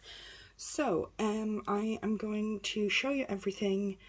I will, like, I won't spray the setting sprays, but I will show you what the primers look like, and I will swatch all of the complexion products. Obviously I'm very pale. These are some of the lightest shades available. Some are far too deep for me, but I do a lot of mixing, so I do kind of make everything work. But let's start with the primers. I haven't decided exactly what form this video will take, whether this will be combined with other products or all the different sections will be different videos, but I will definitely leave timestamps below about if you're only interested in primers, only interested in concealers, foundation or setting spray. Let's get the setting spray out of the way first. So this is the e.l.f. Matte Magic Mist and Spray. I think this is a mini. I probably have about half or a third left. I've had this for a long time, but it wasn't my go-to. Other ones that I have since finished were my go-to. Clear is the shade, obviously. But yeah, I like this. I don't use setting spray all that often because I have very oily skin, so like if things are too powdery, they calm down within 20 minutes or so because of my oils coming through. So I do like these kind of matte setting sprays that are trying to give you more longevity. Similarly, a much minier mini, which is nearly empty, I can barely hear it, I don't know if you can, is the Essence Mini Mattifying Face Mist. But the sprayer on this is really good. So actually I'm not even sure if the product in here is the Essence anymore, or if that was empty and I refilled it with something else. And like the cap is good, like it won't be knocked off in your bag. It's not, you know, trying to fall off. So this is a great travel spray bottle. So I definitely want to keep it in case I do want to refill it, which I think I've definitely brought this on trips. I think I've already refilled it, probably with Catrice or Milani setting spray, but I'm not sure if I've done that yet or not, because those are the ones that I think I have finished already. And then this is from Aldi, Liqueur Makeup Setting Spray. I think this came in an advent calendar. Again, pretty good spray, and the cap is good, and it's obviously really small. This is only 10 mils. The Essence is 28, and the e.l.f. Oh, a fly has entered the chat. I don't know if you guys saw that. It's extremely warm. It's like nearly 30 degrees here, which is outrageous. So I have all the windows open, so that's liable to happen. Does this say how big it is? It does not. It probably came in a box that said how big it was. But like maybe 60 mils, I don't know. So yeah, mini setting sprays. I would like to try like the Urban Decay and see if that does help with longevity, because I have such oily skin. Longevity is my issue. So segueing from that onto primers, I've got the e.l.f. Oil Control Liquid Lotion, which I got on I got at TK Maxx, so it was pretty cheap. But also Andrea Mattiliano, who also has oily skin, said this was good. So it's like a moisturizer or a lotion, but it is good for controlling oils, so I sometimes use that. I've got the e.l.f. Oil Control Primer Mist, similar thing, but it's a spray. I actually used this yesterday kind of as a setting spray. It was incredibly hot, and I was trying to film videos and I looked, you know, intensely oily, so I sprayed this onto a sponge and then kind of blotted my face with that, and I thought that helped. So interesting to have it in a spray form rather than a, you know, a cream or whatever. I've the NYX the Marshmallow Primer. This is my newest primer, I believe. I got this in Boots in the €12 Tuesday deal. It does smell very strongly of, you know, marshmallows / just a sweet smell. I'm not sure what this primer is supposed to do, but it feels nice going on. It's cool. I'm not sure if it's meant to be smooth or nourish or help things last longer or what, but yeah, so I'm not really sure why I bought it, but hey. This is Illamasqua Hydra Veil. Yeah, Hydra Veil. Where did I get this? Oh, I think this was in a glossy box. I got like 2 glossy boxes like 2 years ago. Still have some of the things. So it's this kind of, it's very empty now, but like silicone-y, kind of like, it's this weird gel thing, clear. And again, not 100% certain what this is supposed to do. I guess it's meant to be hydrating, Hydra Veil, maybe smoothing a little bit, but there it is. It's nice. I obviously don't use it that much because it's a little mini and I haven't finished it yet, and it is old, so definitely I should stick that into a project pan and use it up. Yeah, I might just wipe these away and show you the others on the same hand. If I have some staining, that's because I just did the lipstick video, so, or section of this video, because I haven't decided how I'm going to do these. So like the staining and stuff is not from the primers. Next, I've got the Milani Prime and Protect SPF 30. Definitely a bit old, and the SPF is probably of no use. I am wearing this today, though. And I really like this packaging because it is kind of flat, and then as you use it, it gets thinner. So I find that to be pretty good for travel. I'm seeing, can you see through it as to how much I've used? Like, it's empty in the middle here. It's a little bunched up here and a little bunch down here. So again, I should stick that in a project and try and finish it ASAP. So that's how that goes on. It's nice, it feels nice. I'm getting stuff caught now. Feels nice, does have a bit of a sunblock smell. I've got these two from Catrice and this one from The Ordinary. I'll do The Ordinary first. This is the High Adherence Silicone Primer. This over here. Okay. This is what I do. I use things and then I just discard them and stop when they're like a third left. And I don't know why I do that. So this is a silicone primer. Definitely silicone primer. The feel of putting it on, I greatly enjoy. However, I just don't wear primer that often. So it is kind of, you know, silly that I have so many of them. So there's the, what's it called? The Ordinary, and over here is the Milani, and then the Catrice Prime and Fine. So I think they've repackaged these again since this iteration. This packaging again, so good, like sleek, really nice. And we've got the Fresh It Up Aqua Fresh Hydro Primer. I got this because when we were all wearing face masks all the time, my skin, for the first time in my life, felt dry. And my lips were so dry. So that is a really nice feel. And I think I did use it on my mum when I did her makeup for my wedding. And then the Keep Me Matte, obviously the other direction. Again, feels nice. I'm not sure how much any of these do. I do think the Catrice ones, like, people say that they're good.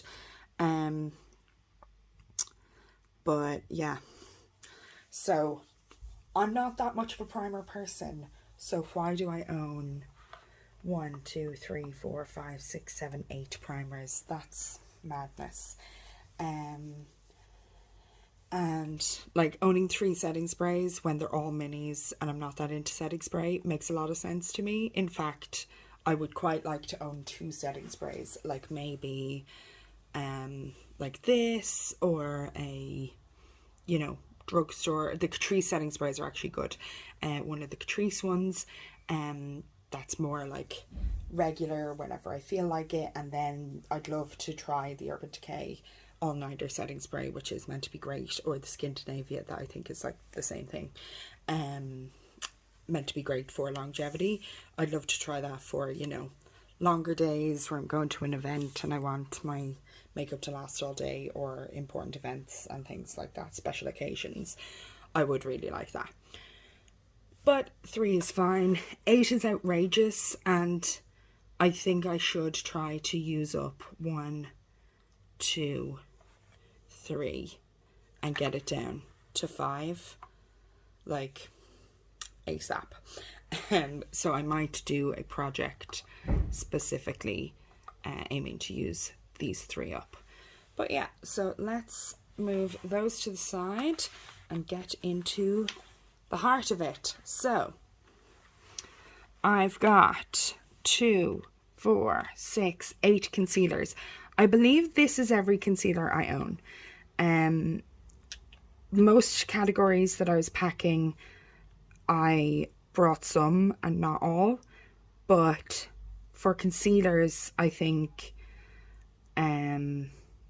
just the idea of feeling tempted to replace one was not okay. I had to I really wanted to make sure that, you know, if I finished, for example, this is like a hydrating a bit too deep for me concealer. If I finished that, I wanted to have this, which is also hydrating and a bit too deep for me.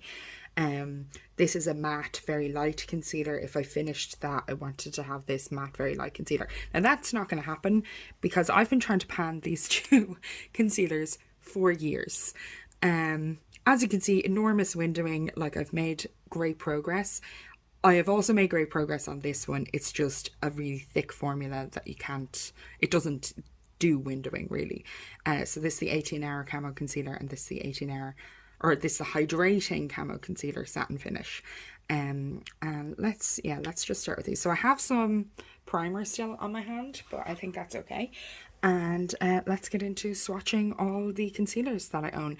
So these I got from the US. I think I ordered them online, but you can get them in Superdrug, in like bigger Superdrugs in Britain and Ireland. You can find these. Usually, now some of the stands are very, very bare in that shop, and you can often get 3 for 2 there. So the outrageously high cost of American drugstore brands in Europe is somewhat assisted by that. So that's Fair Rose in the original 18-hour camo, and this is Fair Beige in the hydrating. So you see, despite the enormous amount of windowing, like, I don't have to swirl around to pick any up. Like, they are both very thick formulae. So as you can see, like, the Fair Beige is so much deeper than the Fair Rose. The Fair Rose is a great shade for me. It's extremely high coverage and very matte. So I definitely prefer mixing it with a deeper shade. Looks a bit more like this kind of looks like white paint.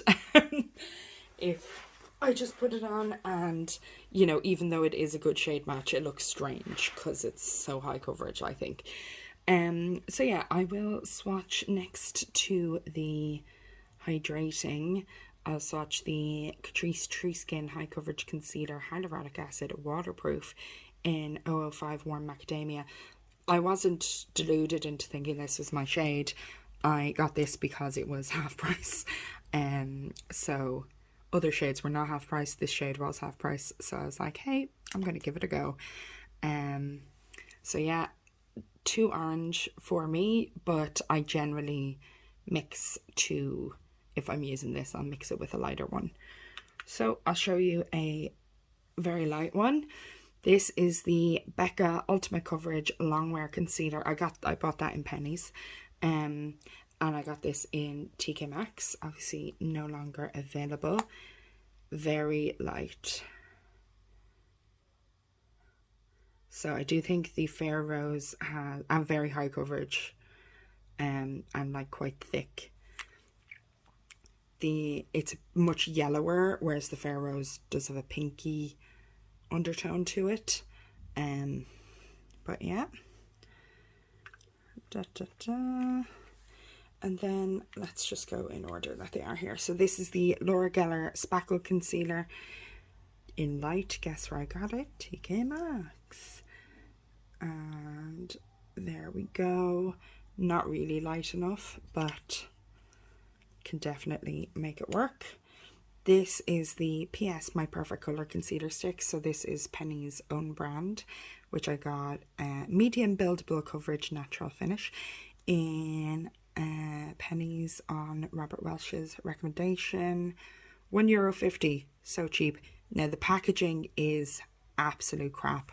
I repurchased this because my old one broke so badly, and like I haven't had it open that long, and you can see it's all broken. The lid is broken already. It comes like this, where it's like sticking up and you can't roll it down further. It's a stick like that, and I love tapping this in with my finger. It's a really nice level of coverage. Not the perfect shade, but really totally workable. Yeah, it's amazing. If the packaging were better, it would be phenomenal. And possibly when this packaging falls apart, instead of repurchasing a new one, I will just use it without the convenience of it being a stick by repotting it like into a little pot, or depotting it into a little pot, and then, you know, using a brush or my finger or whatever to get it out. This is the Essence cover stick. I bought this kind of knowing the packaging would be a much higher quality, which it is, than the Pennies one, hoping it would be the same. It's not. This is 20 matte sand, and let's see, does it tell us what it's meant to be or do or anything? Cover stick conceals skin imperfections, matte finish, suitable for all skin types. Okay, so matte finish, whereas the also the shade, but whereas the Pennies one is a satin finish. So I think a repackaging of this would be of huge benefit to me. Though I will say I've used this a lot recently because it's in a Project 10 uses I'm doing, and the creasing has been kind of out of control. Now I think maybe like I'm using it kind of carelessly, and also I am using a new powder, or not a new powder, but a powder that I haven't really used on my under eyes before, and perhaps that powder is just not suited to my under eyes, and I'm thinking it's this because this happens to be the concealer I'm using, but it's actually the powder. So I haven't formulated that. Also, if you don't have to powder, if you don't have such oily skin, then maybe obviously it wouldn't have that problem. So this is the high coverage concealer natural finish from Sephora. This I think is repackaged but still available, like the same thing. I got this in TK Maxx. It is in this shade Pert Pearl 03, and you can see some windowing because I really like this, and you can see why. It is much lighter than some of the others. So yeah, how can one person use all of these shades? To be honest, I don't really use this, and I should probably actually give that away or declutter it. But yeah, those are the concealer swatches. Let's rub these off and then we'll have a look at the foundations. I'm not sure if it's necessarily too useful to show the foundations next to the concealers, though maybe the e.l.f. ones, because those are popular. Maybe even the Catrice, though a lot of these foundations are very popular, so you know, the swatches are more for general interest than you know, brand new information to people. Anywho, okay, let's have a look at the foundations. So, I actually have two of these. Let me grab the other one. So, this is the Missha BB Cream in 13. Missha BB Cream Perfect Cover BB Cream SPF 42 PA+++. And the shade is number 13, which is the lightest available. That was a huge mistake to do such a huge pump, but it comes out in a pump from the regular size, and then the mini is like a little tiny thing. I love that the mini is available. The mini is 20 mils and the full size is 50 mils, so really great for travel. And like, the reason I haven't finished, obviously I'm on my way to finishing this, but the reason I haven't finished this is because I keep taking the mini with me on trips. So there's the mini and there's the full size. So you can see it kind of has like this grey thing to it. I love this shade so much. I love the finish. I think this is a beautiful product. And yeah, I really like it. Now, terrible shade range, like very, very light. They don't go deep at all. But there are other brands that only do like 2 shades, and they do like 5 or something of these types of BB creams. So not ideal, obviously, but as someone very pale who really finds it difficult to find something that works for me, this works for me on its own. But I also do mix it with things that are too deep for me. So yeah, that is the Misha BB cream. I have nothing really similar to it. Actually, let's do the Fenty. So this is the Fenty Eavesdrop in 1. Blurring skin tint. So this is the original. And let's swatch that over here. So it's this little dropper. Like, you can just drop out a little bit. It's quite liquidy. And let me just make sure my hand is pretty clean to spread out this swatch so we can see what it looks like. So there it is. It's a bit yellower. I really like this shade as well. I think it works very well for me. I'm not sure how much I like the formula. I thought I loved it at first, but then I think maybe I got lazy with it and I just like threw it on without thinking about it the other day, and I really didn't like how it looked very quickly afterwards. So I think maybe like I did it with a brush, and I think maybe a sponge or my fingers is the way to apply this. But yeah, I really like it. This is, you know, more matte or satin or skin like, then this is more like dewy, and like for my oily skin, a more matte situation. Sorry, there's a fly, I don't know if you can hear the buzzing. A more matte situation definitely suits me. And as you can see with both of them, like these are like kind of not exactly how you'd spread it out on your face, but you can still see like freckles and things. It's a really nice low coverage option, both of them are. So I guess I have to kind of properly wash my hands, or maybe I'll just wipe it with a cloth over here. Yeah, and then we could do some more swatching. So next up, I've got 2 shades of the one foundation. So the Catrice HD Liquid Coverage, I've got the full size, which is in the shade 010 Light Beige, and that is a 30ml bottle, and the mini in a 10ml bottle in 005 Ivory Beige. So this is another extremely liquidy product. Just do a tiny drop of each.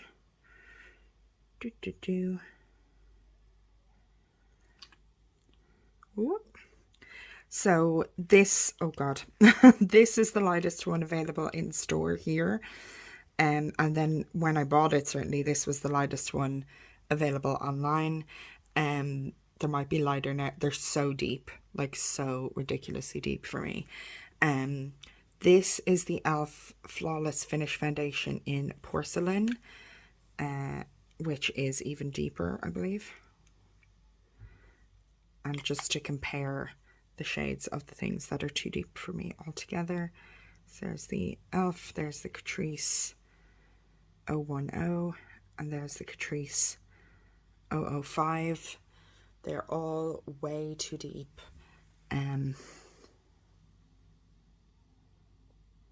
But I do just mix them, and like over the summer, definitely having the ability to mix in a very small or a smaller amount of the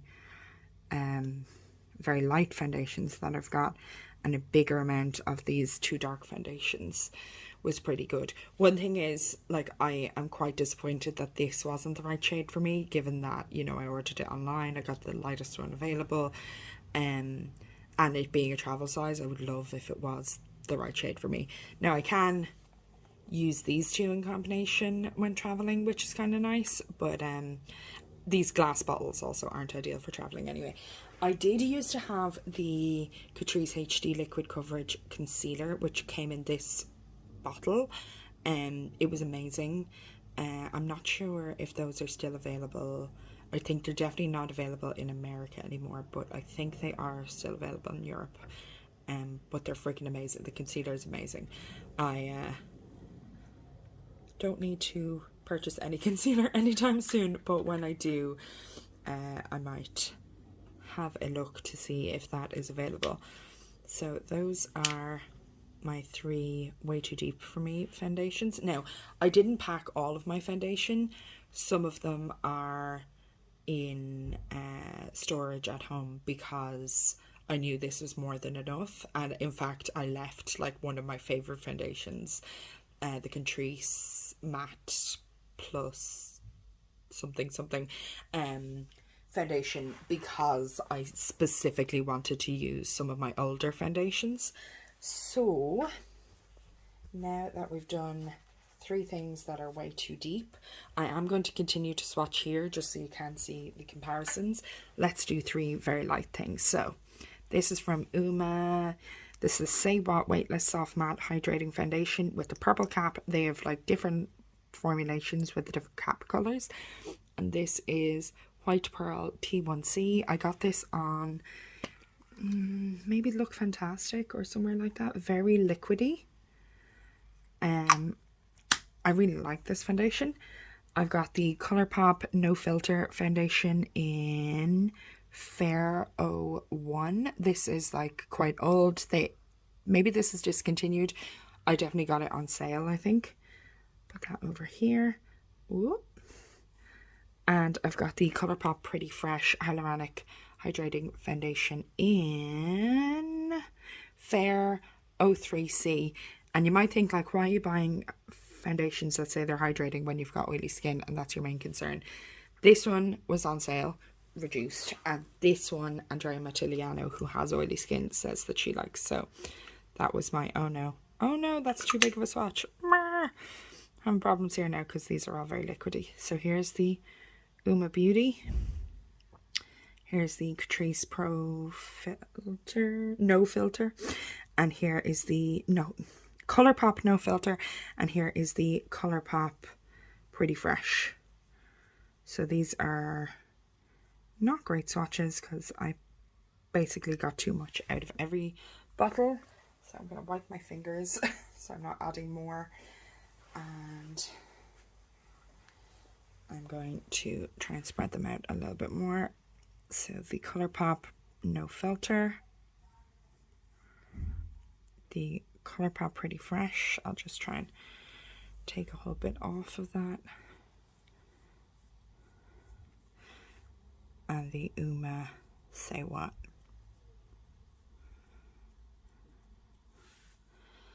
So there you can see like how incredibly deep these guys are, and orange for me in comparison to these ones.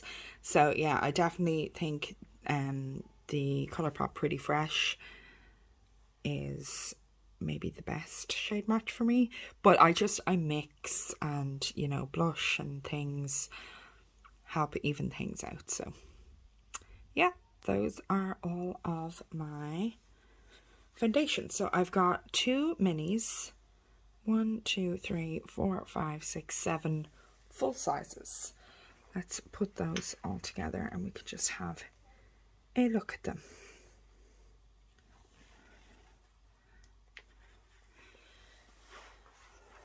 So 9 foundations, 3, and 8 concealers in total. Those are all of my liquid base products. Now I do also have powder foundations. Actually, maybe give me a moment and I will gather those and we'll talk about those next. Okay, I think I found them all. So here are my powder foundations. And here are my face powders. Oh, you can't really see those. Let me move back a little bit. Yeah, there we go. So sorry, some of these are quite reflective. So I'll just swatch my powder foundations. So I've got the Revolution Makeup Revolution London Conceal and Define Satin Matte Powder Foundation with Hyaluronic Acid and Cannabis Sativa in the shade P1. And I got this, I think it was reduced or like just very affordable anyway, and obviously I have a huge pan in it. I've used a lot of this. And there is the shade. It's definitely a bit warm on me, or a bit deep. It's not, actually I'll leave it open so you can see the shade in, oh god, in the pan in comparison to the others. And here is my newest. This is from Pennies, only €3. Foundation pressed powder, buildable coverage, matte finish. I'm trying to like make it show the ceiling so you can read it. Use alone or to set foundation with vitamin E and vitamin C derivative. Shade is porcelain. I love this packaging. It's not too bulky. Lots of pressed powder powder foundation packaging is way too bulky. Is this the shade porcelain?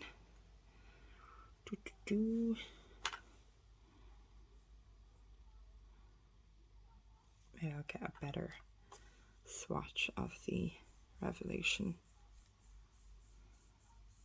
That's a like little galaxy that the previous tenants put on the ceiling, and I see no reason to get rid of it. So, oh sugar, I've definitely just mixed up those swatches. So wipe that off. I will start again with the Revolution. So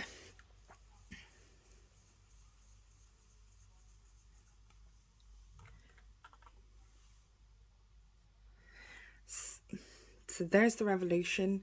There is the Pennies, which I haven't used it alone as a powder foundation yet. I only just got it. And here is the Fenty.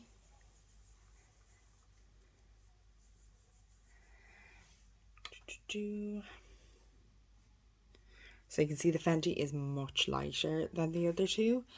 And definitely like in the winter when my freckles have all disappeared, or like most of the freckles have gone very pale, this is the shade for me. So this is the Pro Filter Soft Matte Foundation in 110, and I also got this in TK Maxx. That's if I want to do a low buy, what I just need to do is avoid TK Maxx. That'll be a huge help. And then I've got the number 7, hello, number 7 powder, another pan here, in, translucent. So airbrush away translucent finishing powder. I think they've repackaged this. I'm not sure if they've reformulated it or redone the shades or anything. Makeup Obsession Game Set Matte Baked Powder in Cabo. This is the one I've been using recently that in combination with this seems to increase creasing under my eyes. CosRX.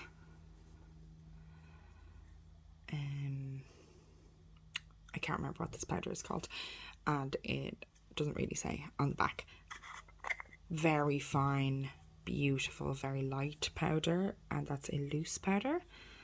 And then we've got a Zoeva finishing powder in the shade Outstanding, another loose powder. And then we've got the Balm Sexy Mama Anti-Shine Translucent Powder, which I also got in TK Maxx. And here's what this looks like. So I will swatch these, but obviously it's not like super purposeful. But hey, why not? So the Balm, Zoeva, and I won't swatch the CosRX because it's like not much of anything. So there's the Balm, there's the Zoeva, here's the Makeup Obsession in Cabo, and the number 7. So you can see the Balm is definitely the deepest. I do have high hopes for it. I haven't actually really used it yet, because I only got it very recently, or I haven't used it much yet, because I could destroy this packaging and the pan itself is magnetic.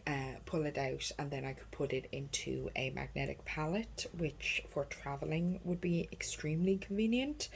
But because it is a little deep, I'll have to just see if it is a workable shade for me to have that as the only powder I have with me when traveling, or if that would be a pain in the face. So yeah, those are the powder swatches.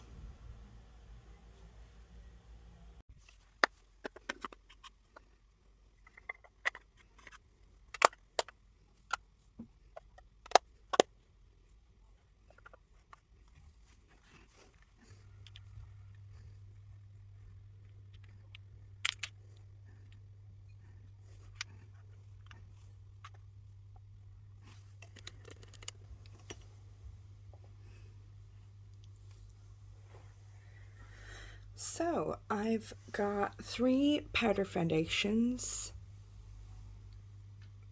9 liquid, including 1 double and 2 minis, 8 concealers, and 5 setting powders.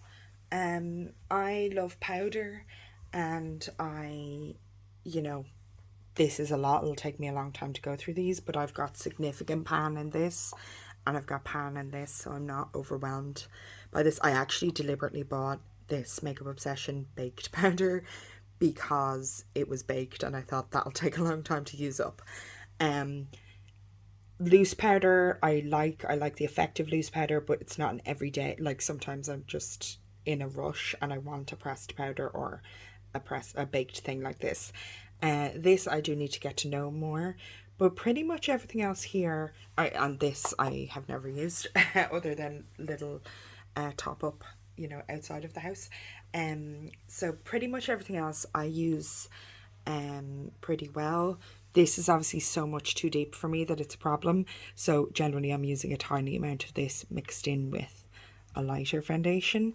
And this, like, I've had this for years because of that. It is taking me a long time to use it up because I'm using a smaller amount at a time. I generally do use a lot. Like, I have acne, I've such oily skin, my pores are an issue. Sometimes I see people talking about foundations that I've got as well, and they're like, half a pump is enough for me, and I'm like, no. 2 pumps is what I like, because I do like a decent amount of coverage. That's not to say I want like super heavy things on my skin, and I do like lighter coverage as well. And generally what I do with powder foundation is I buff it on with a brush and I get kind of a lighter layer, not necessarily, sorry, there's some noise outside, but it is so hot I just cannot bear closing the windows, so I'm sorry about that. So yeah, I enjoy all of these products. Some of them are not perfect for me, some categories I'm still searching for my perfect product, but yeah, I'm pretty happy with this as my current collection. I was putting things away and I found 3 things that I forgot. So this is the Catrice Under Eye Brightener Instant Awake. Every time I start filming, people start cutting the grass or whatever, but like, we don't have air conditioning in homes in Ireland and it's 30 degrees, it's really warm. So all the windows are open, so I apologise for the background noise. I'm sure it'll stop soon. So this is in 010 Light Rose, and it's obviously meant to be like a Becca Under Eye Corrector dupe. And it's very creamy, very soft. And that's what the shade looks like. So quite kind of pinky, kind of perfect for me, or peachy. Works very well for me. Then I've got the Catrice 5-in-1 setting powder in transparent, and I love this sleek packaging and the mirror. I think that's great, and it's just this kind of white powder, and that's what it looks like there. And this is the e.l.f. Camo Powder Foundation in Fair 120N. It was so difficult to pick a shade for this. Like, They all looked yellow and weird, and I just wasn't sure, but I've heard great things about this foundation. So there we go. So it looks quite yellow, but oh, that feels lovely. Yeah, I'm excited to start using that. Obviously, I've never used it before, and I kind of swatched over here to not ruin the embossing, because I might take a few photos of it before I use it the first time. One thing I will say is, like, this bulky packaging to store the puff, like, is that necessary? Could the puff not just be on top of the powder, and then this could be half as tall as it is? That would be great. But anyway, so one more in my powder foundation, powder and concealer. Obviously, like, technically it's not a concealer, but like, I definitely think it belongs in that category of makeup. So we've got some background noise going on. I'm hoping it's going to stop soon, but I'm just gonna try and speak as clearly as possible, and we'll see how it goes. So here we've got brows, lashes, eye primer, and I think one freckle pen. So some kind of random things.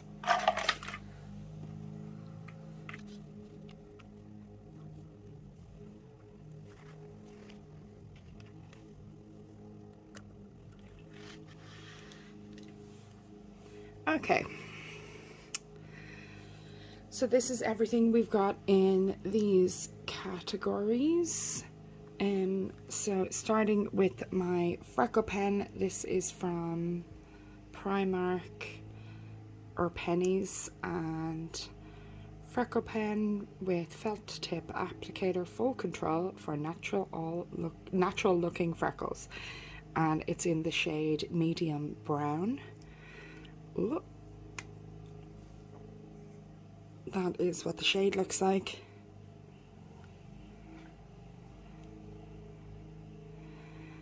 And it's a little warm, but I think you can see, you know, with my natural freckles, and it, like, there's a big one next to it. Like, that's pretty good. So yeah, I definitely have improved the fact that I don't have as many freckles on my face anymore, because I'm wearing sunscreen much more often than I used to. But I have a huge amount on my arms. Yeah, the parts of my body that see the sun tend to have a lot of freckles. I'm a freckly person, and I do have one kind of beauty marker, like very dark freckle on my face, that I definitely look a bit like more like myself if I draw it back on, like when the foundation covers it up with this or with something darker, because it's actually very dark. Yay, the sound has stopped. So I do like this. I don't use it that often, and it's definitely a bit old, but it is a nice to have. So let's continue with the brown things. So this is brows. So I've got 4 pencils. Start again. 4 pencils and 2 brow gels.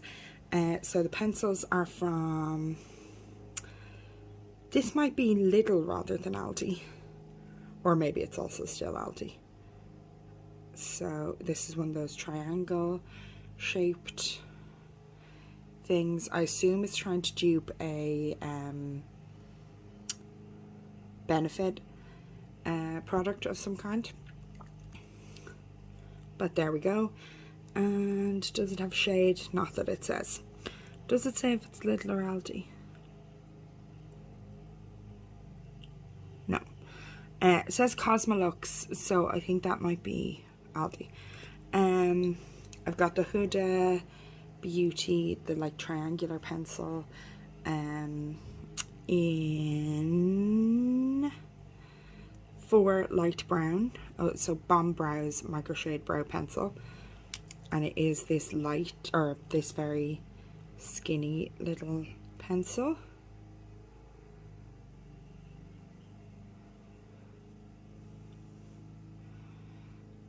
So I'll just draw a decent amount of it so you can see what the colour is.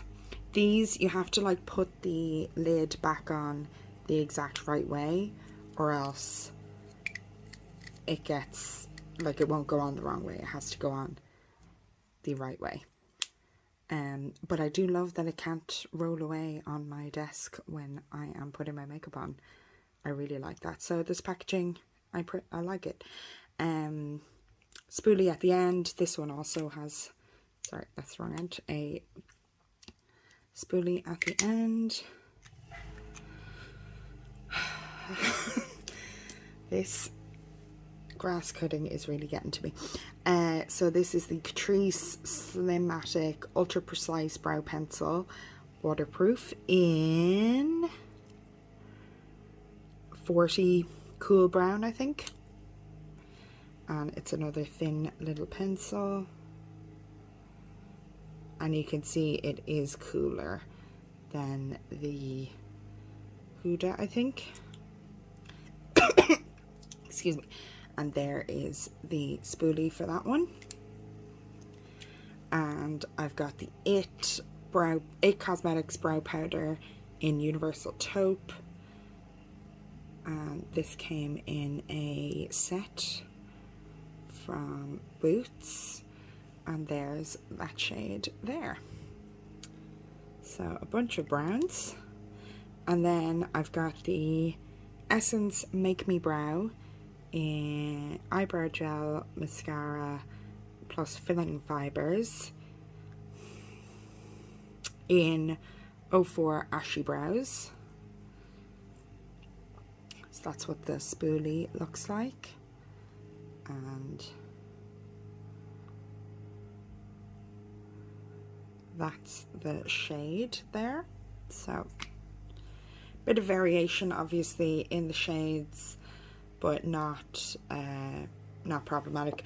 I'm not going to swatch this or open this because this is my backup for when the essence dries out. I will then open this. Well, I can open the box and show you what the packaging looks like, which is this kind of quite sleek looking thing. So this is Balm Brows Full and Fluffy, and the shade I have is 4 light brown, but again, I'm not opening it yet because I don't want it to start drying out before I start using it. So that is my backup brow gel. I obviously have 4 open eyebrow pencils, so I don't need a backup of those, which I shouldn't have 4 open pencils, particularly like too thick and too thin. That's very silly, but yeah, it's the situation we're in. So I do need to try and get through these, though brows is definitely a category I am the least interested in of everything. So mascaras, I won't swatch these for the colours, maybe this one because it's brown, and like it'd be so hard to get them off, but I will show you what the spoolies look like. So first I've got the Aldi Girl Gone Bad mascara. This is amazing. I'm pretty sure it's a tubing mascara, and this is what the spoolie looks like. So it's this synthetic brush. It's great. Very impressive on the lashes. This is the Tartelette tubing mascara. This packaging for some reason feels freaking huge, which I'd say is the only thing I don't love about it. So I think perhaps the Aldi is trying to dupe this, or it's trying to dupe some other very similar thing. So I feel like these, because of the big text, are catching, but that'll just catch the camera as well. I don't really want to move them. There we go. So hopefully that'll catch the attention of the focus less. No, it still will. Anyway, so that is the Tartelette Tubing Mascara. I love that. It's so good. I got that in a multi-pack. I did an order from Sephora in the US in January, and I got this, and a third. Then we have the L'Oreal Paris Volume Million Lashes in brown mascara, and another synthetic brush. I don't necessarily much prefer synthetic brushes to natural brushes. This just kind of has worked out this way accidentally. So I do like to have a brown mascara on the go. I haven't had one for a while, and it's not that light. Like it's pretty dark, so like how much of a difference it makes that it's brown, I don't know, but I really like it, and you can definitely get good volume with it. I don't love the packaging. I think the packaging is ugly, and I hate that it gets wider at one section, though if it does do that, I want it to be the middle and not the bottom, because it, like, for it to fit into a cup with other things is easier when the base is skinny, or like fit in a compartment in a makeup bag or something like that is easier when the base is skinny. But I do like this. If you follow me on Instagram, you might have seen that I went to work with a makeup bag packed, put my makeup on in work because I was meeting my friends after work, and forgot mascara altogether, which I didn't realise until I had all my other makeup on my freaking face. So then I went out and bought this as an emergency. So it wouldn't be, it's not my goal to have 4 open mascaras, but that's the situation. So this is, yeah, an emergency, but I am actually really liking it. My favourite brown mascara ever was the Benefit Lash Primer from the They're Real line, and it is so good. But this is Catrice Glam and Doll False Lashes Mascara Waterproof. So that's standard permanent type of mascara. You can get this, but mine has a picture of Marie on it, and it's from the Disney Classics collab with Catrice. One of the sister love collabs where I don't know why I'm going to swatch this, but I am. So you can see, like, the L'Oreal is brown, whereas this is black, but it's a dark brown, and once you start layering it up, it doesn't look that different to black mascara. So this is another synthetic wand, all the synthetic wands, and you can see it's this like scoopy thing. I'm not sure how much of a difference it makes or if I love it. I basically got this because it was waterproof and had Marie on it. I can't remember why, but I wanted a waterproof mascara for some event or some reason. Also, I kind of do like that the bottle is this weird shape. I think that's kind of cute in this instance because it doesn't feel too bulky. Like, it is kind of bulky, like it's thicker than it needs to be, but I think it looks nice. And then my backup mascara, which is outrageous because I have 4, like, what am I doing? But, you know, if I had any sense at some soon, I would have thrown this away long ago. I would throw this away soon, and this away soon, and then I would move on to my Tarte Lights Camera Lashes 4-in-1 mascara. I've never used this. I haven't opened it. The packaging is, to my mind, absolutely hideous. But, you know, it is what it is. Let's see if we can take it out of the box. So yeah, very weird, like, fabric of snake skin, like, what? But yeah, that's what it is. And I've heard good things about this mascara. I basically just got it because it was a set of 3 together.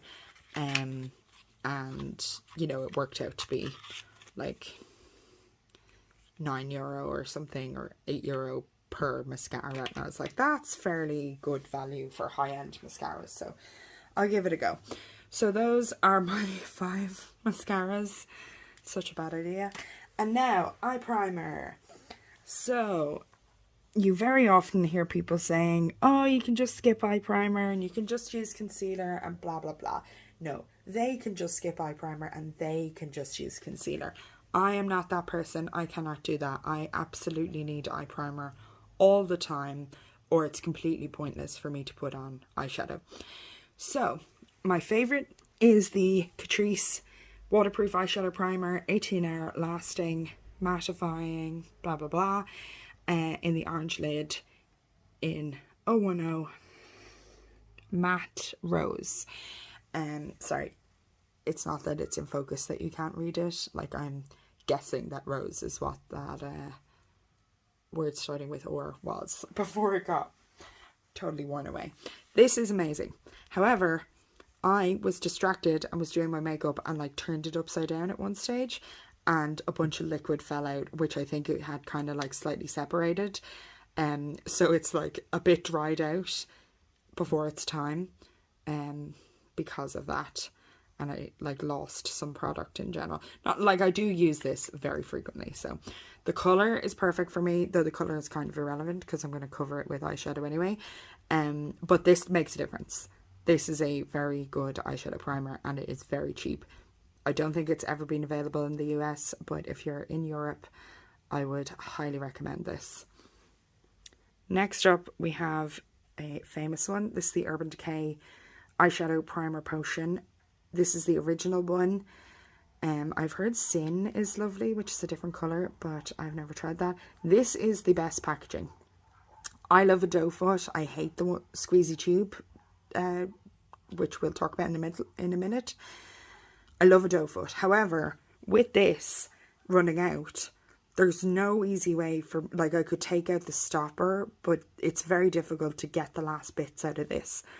With this, it's like much emptier than it was when I started using it, but I can just squeeze it and then all the product pools at the top and it's easy to get loads on the spoolie.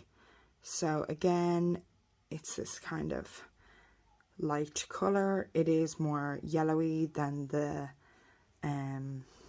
Catrice one, but like it really doesn't matter because I'm going to put eyeshadow on top of it. And I have used a huge amount of this. I don't love it. It's not worth the money because it's not as effective as the Catrice one in terms of maintaining my eyeshadow and preventing creasing, which is the big thing I'm trying to do. It definitely helps, but it's not as good as this. However, this packaging I wish would be adopted more widely because that's brilliant. Then I have the NYX glitter primer base. Oh, that is base. Is that French? Perfectrice. Brilliance. Anyway, does this have a shade?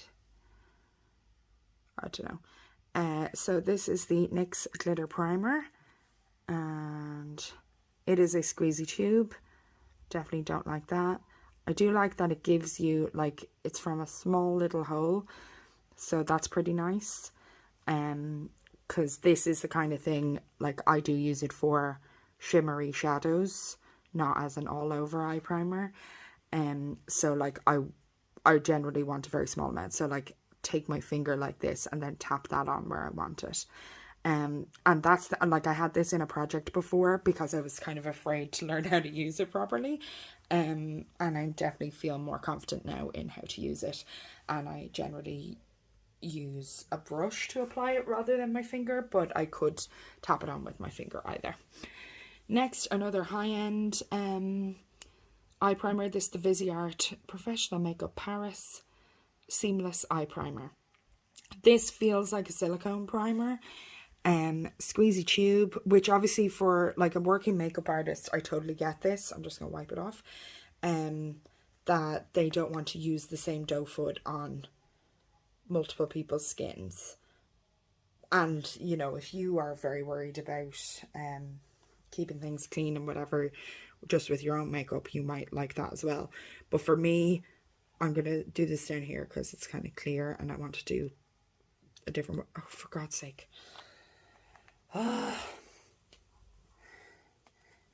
Shake, shake, shake, shake, shake.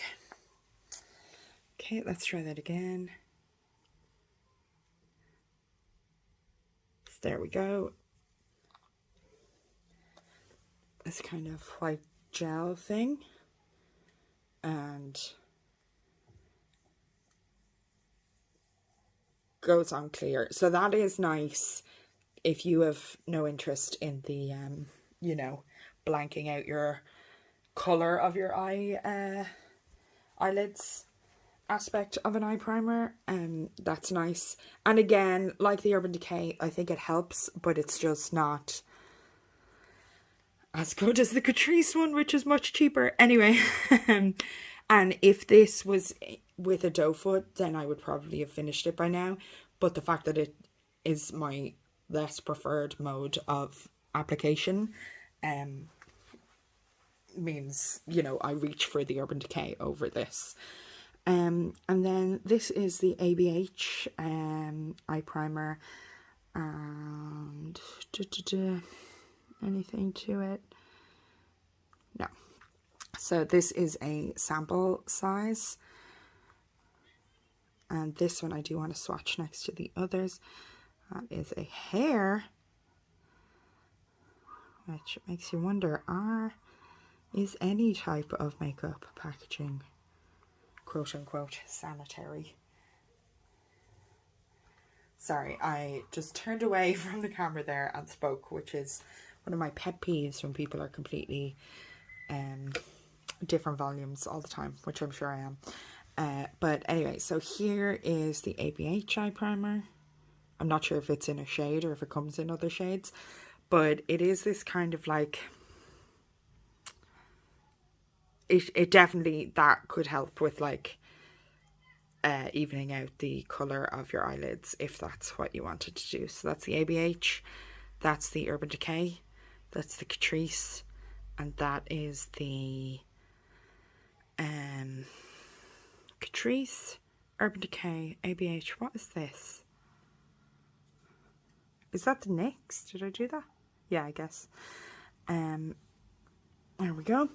And then finally, I've got this little pot from Art Deco. This was given to me as a gift.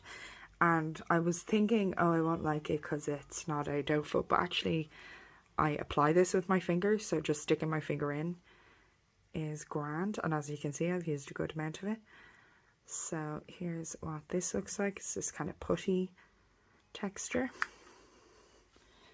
And I'll do it just kind of over the Viseart because it is clear so you can't see it. So there is the Art Deco. So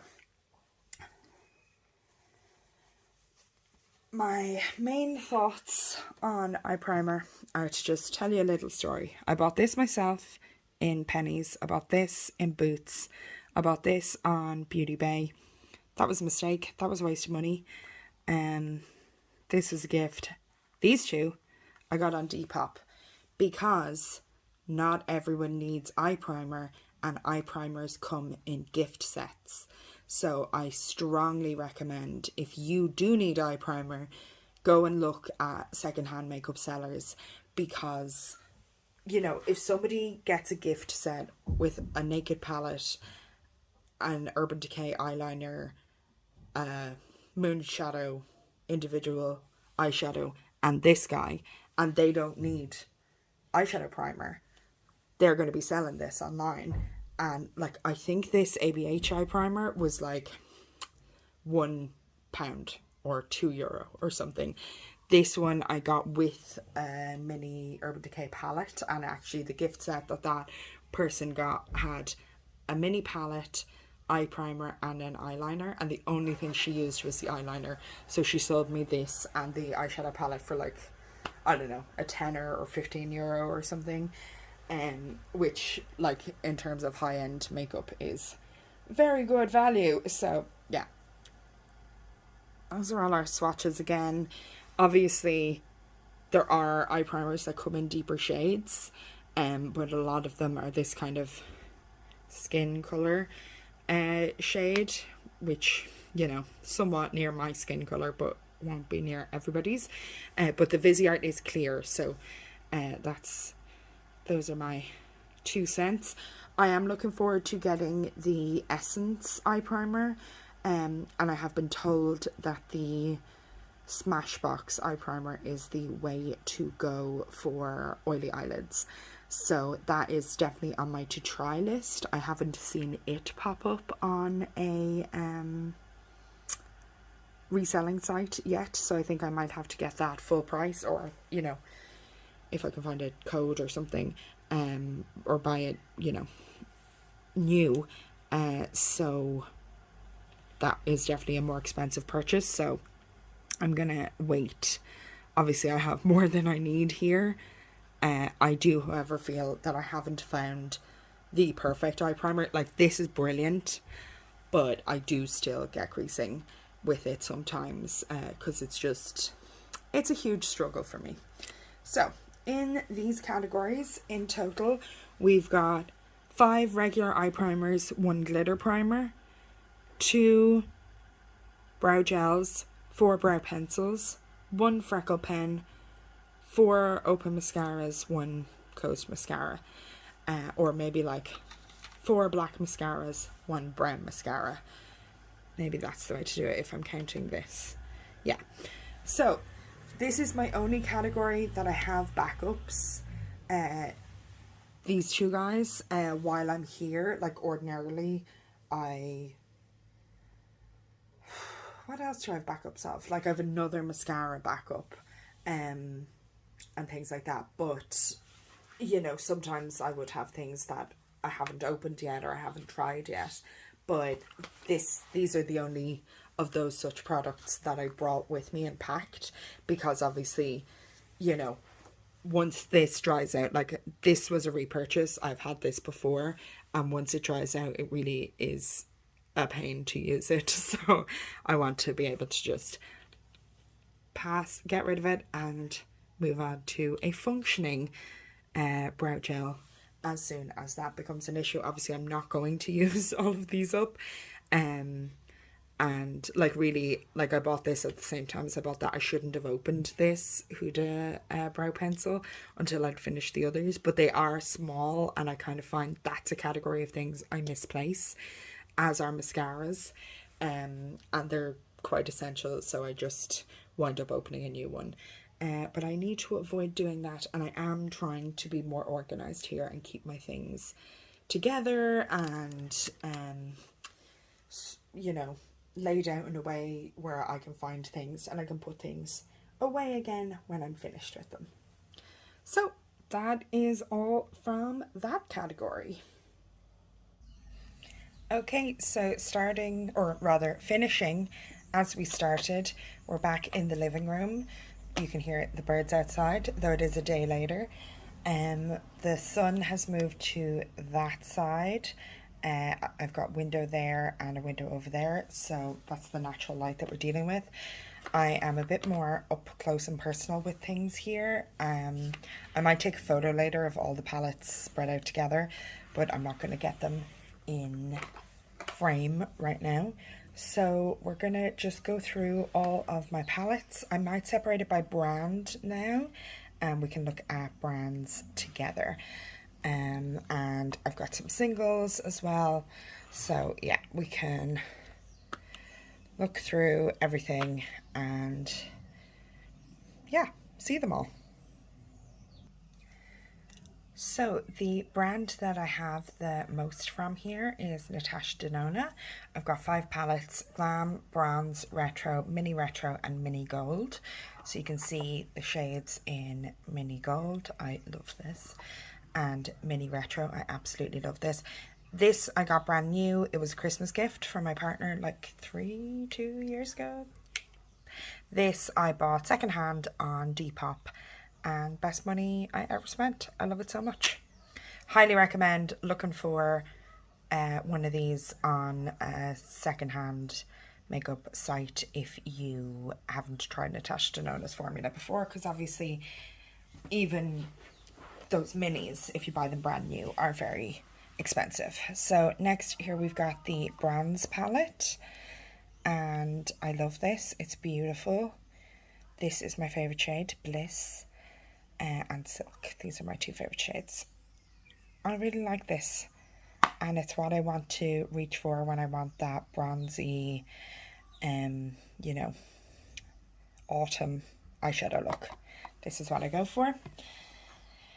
Glam is in competition with the Mini Retro and the Glam Face palette, which I don't have here, but I do own, as my favourite palette from Natasha Denona.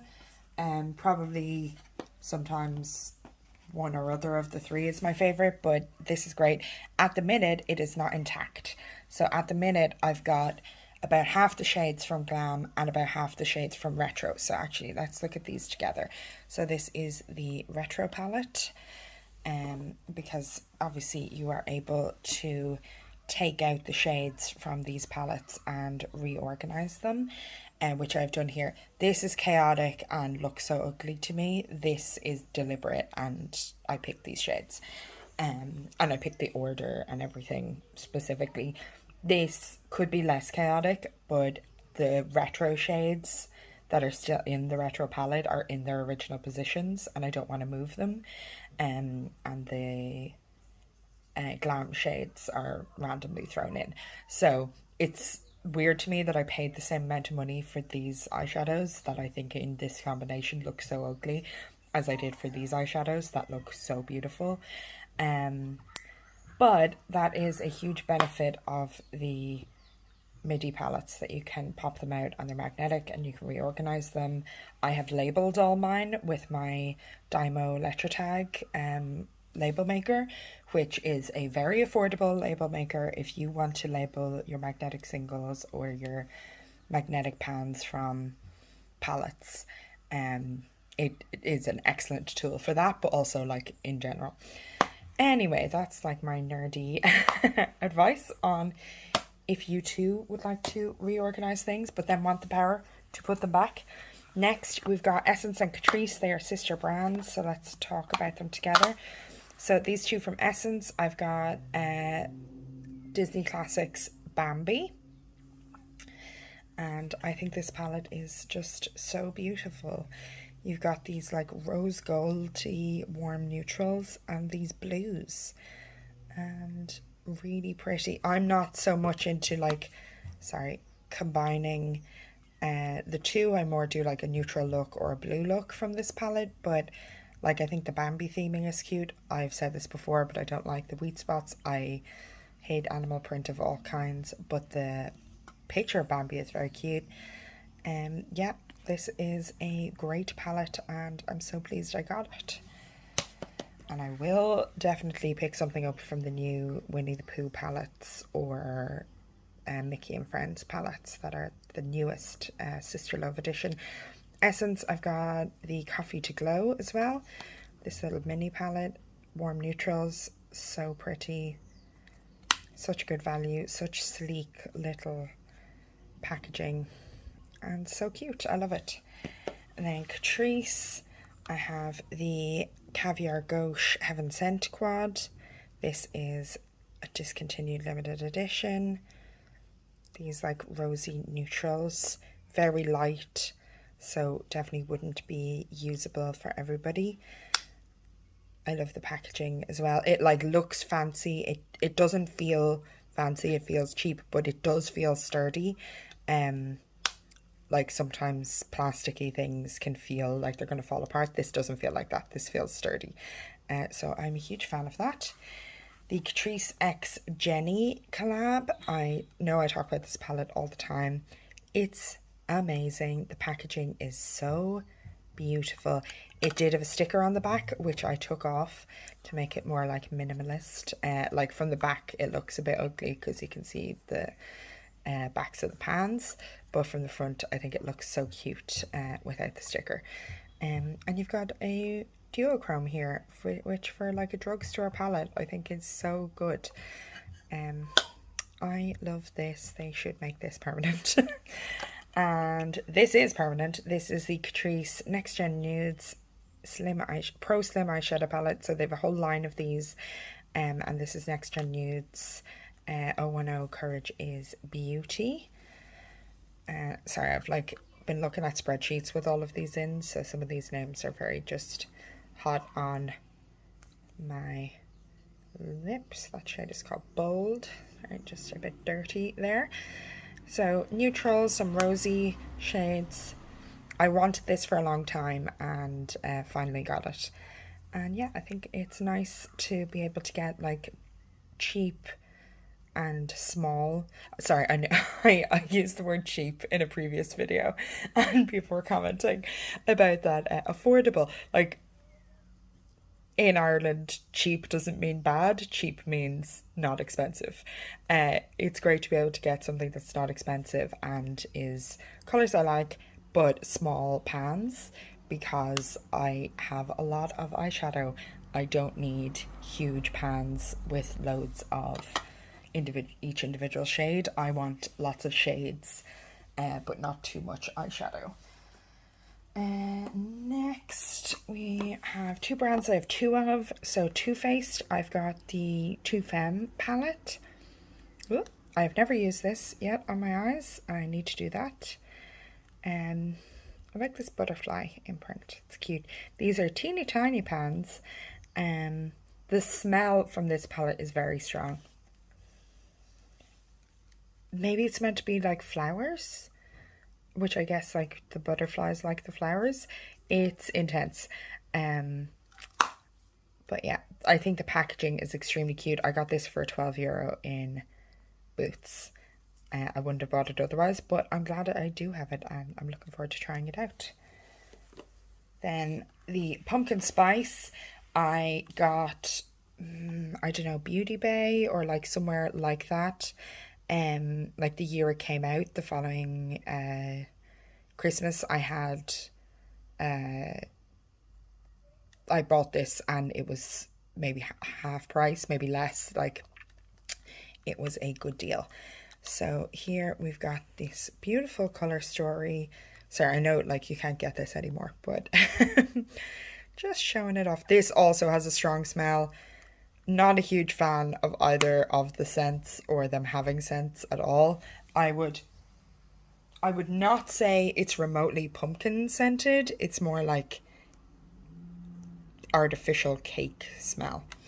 But very cool. The packaging is not entirely for me. Like the mirror with the cardboard all around it drives me crazy, and it can't lie flat. Like, it's at an angle.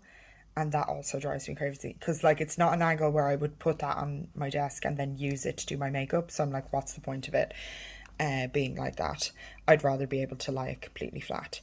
But I really like these greens. I really like these pinks. Less so these like blue purples.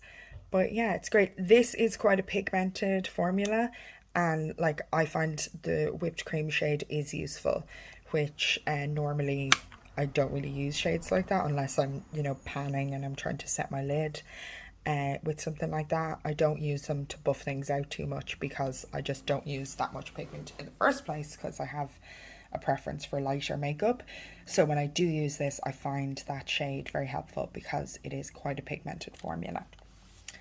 Then, two more brands that I have two palettes from. So Nabla, I've got the side by side. This is, sorry, I have my phone in like a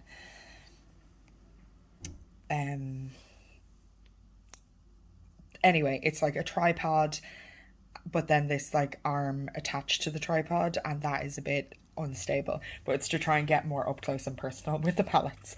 So apologies if it keeps shaking. Hopefully it will stop now. This is the Nabla side by side perfect neutral palette. I absolutely love this.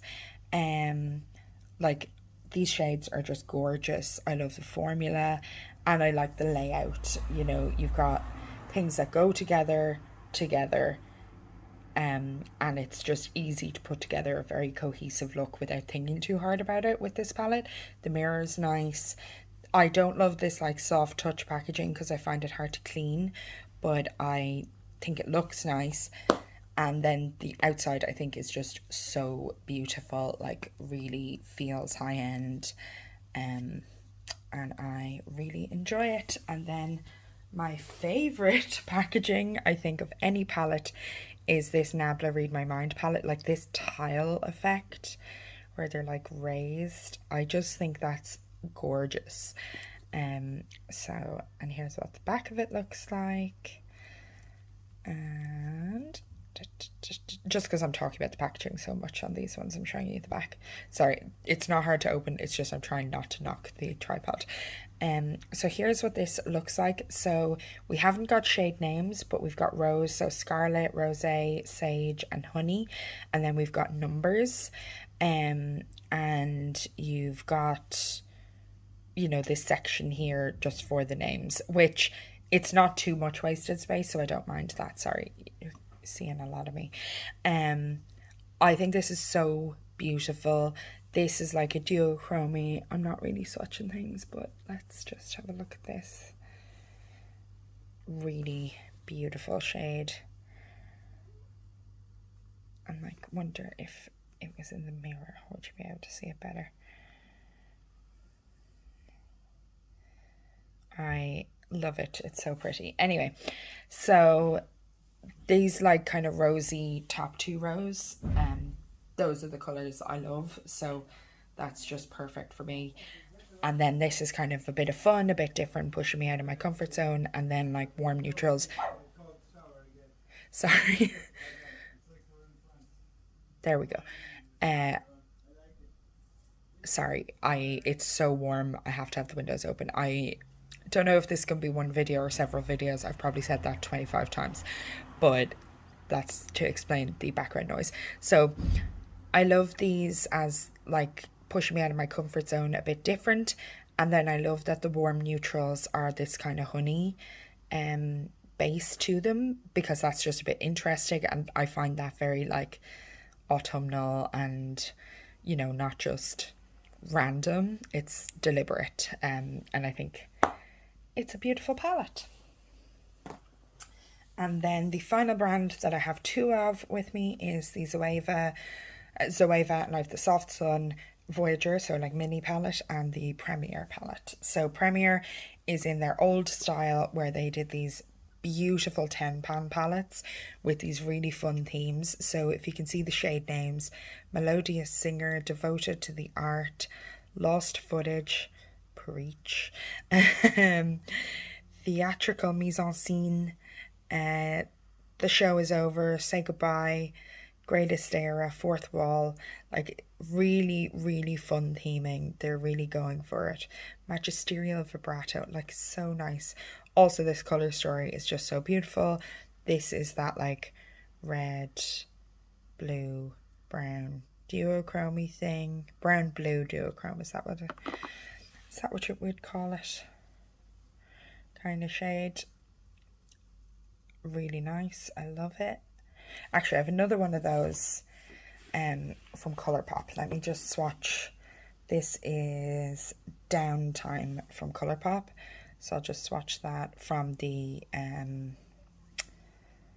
It's All Good palette. It kind of is a bit out of place in that palette, but anyway. So just those two to show you there side by side that they are trying to do the same thing. I'm now going to get eyeshadow all over the place, but anyway, so this palette I love so much. I've owned it for several years. I got it in TK Maxx, and I would definitely buy it all over again in a heartbeat. And I wish Zoeva would do these kind of fun color stories and beautiful themed collections again. Really nice. And then the Soft Sun Voyager palette. This is my Panda palette this year. I'm not getting very far, but you know, there are dips. Obviously one pan, but like maybe it's just that it's like even wear, sorry, on the matte shades, but I wish I was getting a bit further along. I thought like these are small pans, it'll be easy to hit pan on these. Nope. But I love this color story, and like this was just its own thing. This and some blushes I think were the whole collection, though I bought it in later in TK Maxx. I would love if this had been a big 10-pan palette. I would definitely have gotten that. That is so pretty. So next we're on to brands that I only have one of, but I do want to have a look at, I guess several of these brands are indie brands, like they're independently owned, but I want to have a look at my like indie brands that I had to buy the palettes like on the brand's own website and everything. So I've got the Glass Gods remixed. So this is my newest palette. Oh, look at that rainbow. What is that coming through? That is coming through, I think, just the glass on the balcony. That's crazy. Oh, it's gone. Anyway, the new neutrals remixed from Gloss Gods. So incredibly beautiful. So beautiful. Now I'm trying to show the palette. There we go.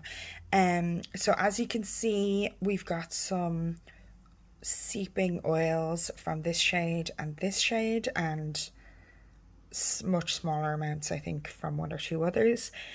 That's not a big deal. I've had that with many palettes, and generally, like, that'll dry and it won't even be noticeable in a while.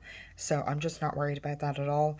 This is another one where I'm like, we should swatch something. So we have a few different formulae on the shimmers.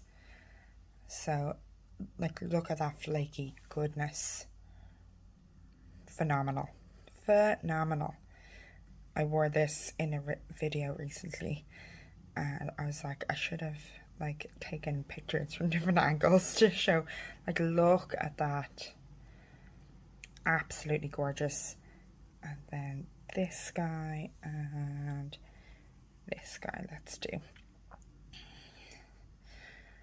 So, like, another duochrome there, or I don't know if these are multi-chromes or what, and then just a more standard shimmer, and still so impressive, so beautiful. So I'm very happy with that. I'm going to have to pause and go and find something to wipe my hands, or I'm going to get an insane amount of eyeshadow everywhere. Okay, I have like bits of glitter all over my hands, but that'll do. Next, I've got the Glam Shop Poland Chocolate Cherry palette. Oh God. There we go. It's like a berry, very beautiful. Not 100% my color story, but very beautiful. And then we've got the Glaminatrix Nearly Natural palette. This is my color story. Neutrals and subdued color. Like, it's like it was made for me. So I'm going to put this upside down here so you can kind of see them all together. And then I'll swatch a couple of these. So we've got Exposed and Naked Eye from Glaminatrix, and then, oh, I don't know how to pronounce any of these words. The third shade from the, what is it called? Glam Shop. Look at that rainbow. Palette, and the 9th shade from the Glam Shop palette. So these two are Glaminatrix, and these two are Glam Shop Poland. And this and these two are from the Gloss Gods. So those are some of my indie, or those are my indie brand palettes that I have here with me, and I really enjoy these. I wish the Gloss Gods and the Glam Shop were removable pans, and that would improve things a lot. This palette, they're removable 26mm pans, and that to me adds enormously to the value, because I am able to just take a few out and travel with them, like I did recently with Exposed and Down to Earth. So I love this. It's amazing. It's not currently available, but I wouldn't be surprised if they bring it back, because they did that once before. So hopefully they will bring it back again, even just as a bundle of singles, if not as a full palette. Okay. So we'll fly through the rest of the palettes that I only have one from each brand. So first off, this is the Sigma Corda Rosa. Lovely warm tones. I love that the insert has the roses on it, and that's why I kept it. Brushes shouldn't be in palettes. Like, I think I've never washed this brush because it's in here. That's silly. They shouldn't be in palettes. This is a total waste of space. Anyway, 14 shades, warm, very warm. It's like summer / autumn to me. And then we'll look at another 14 shade palette at the same time. This is the KVD Planet Fanatic. I think possibly generally discontinued now, but still available some places. So quite a mix of colours. I also got this for €12 in Boots. I got this on sale, I think, at Beauty Bay. So maybe like 30% off or something. But this was €12, so it was like massively off from what it had been previous to that. In Boots, I've only used it a little bit. This shade arrived broken. I smushed it back in just fine. This shade tried to pop out yesterday.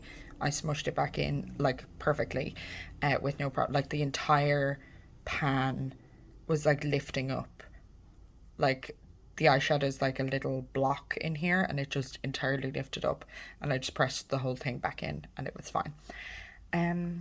So yeah, those are those two 14 pan palettes. Next up, another two 16 pan palettes in this case. So this is the BH Cosmetics Smitten in Switzerland and the LA Girl VIP Desert Dream. I really like both of these. So here we've got these really big pans and a really big mirror, sorry. And here we've got regular size pans and a more regular mirror. Both of these are like fun, colourful palettes that to me are still very wearable and usable. So this is kind of like the Glaminatrix palette where it's like more muted colour, obviously kind of apart from Matterhorn. And this is brighter colours, but they're colours that are very much in my comfort zone. So we've got a yellow, we've got a kind of raspberry. Sorry, there is a plane going by. It's just very difficult to know what to do when it's too hot to have the windows closed. But hey, we'll get through. So those are those two. I love them both. I never use this because it's black. I use most of the other shades. Not really brisk, the blue, but the rest of them I use. All of these shades I use very happily. I love this formula. It's like very flaky and beautiful in these 16 pan LA Girl palettes. And I also love the BH Cosmetics palette or formula from their travel palettes. So this is Alps. Really nice smooth shimmers, very easy to work with. Yeah, and it's definitely like, I do think of this palette and the other palettes from BH that I've owned for travel because they are travel themed, but also like they're a bit more compact than some other palettes that you'd get this kind of colour variety in. And the mirror is decent. The mirror on the LA Girl is amazing, but it's like a bit big and heavy. For example, like it is heavy. Yeah, love these.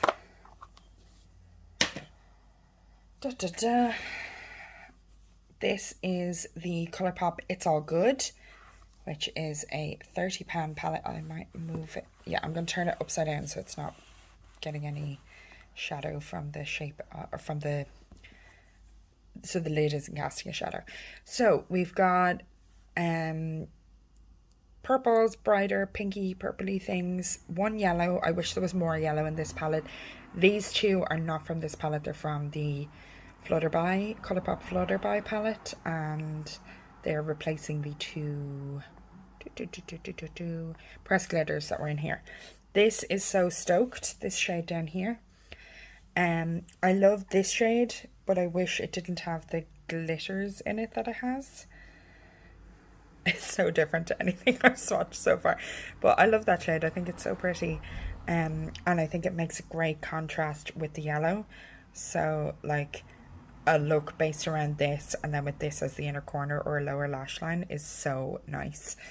We've got like this Tropic, no, 10 out of 10 has like a gold sheen, really pretty. So yeah, I think this is a great palette. I feel like it's not as popular as the other Colourpop 30 pan palettes. And I think that's undeserved. Though it could do with more yellow. It could do with that a lot, in fact, I think. And that would improve it, but at least the Colourpop shades are magnetic. So like I was able to fill these holes easily. They are tiny little pans. I'll get a 26mm pan. So as you can see, they're much smaller than a 26mm pan. But that can be nice, like they do fit in magnetic palettes loose, closer together for that reason. So anyway, that is the Colourpop. It's all good. Also, my packaging is sun damaged. I would store these in the shade where the sun isn't gonna give you these weird lines and bleach the packaging. Yeah. Continuing with the giant palettes, this is the Beauty Bay Neutral 42 color palette. Again, I'll open it upside down so we don't have I can't even fit it all, barely. So we've got more mattes than shimmers. I wish we had more shimmers than mattes, but I love these colors. I absolutely love them. Beautiful neutrals, beautiful rosy shades. It's like it was made for me.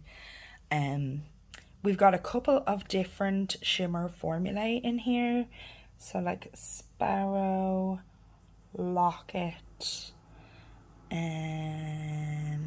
Sequin. I'm not sure which ones are the different. Sparrow, Locket, Sequin. They're all beautiful. So yeah, this palette hasn't been with me that long. I'm looking forward to using it a bit more. I definitely did not need it, but it was a good deal and it's so pretty.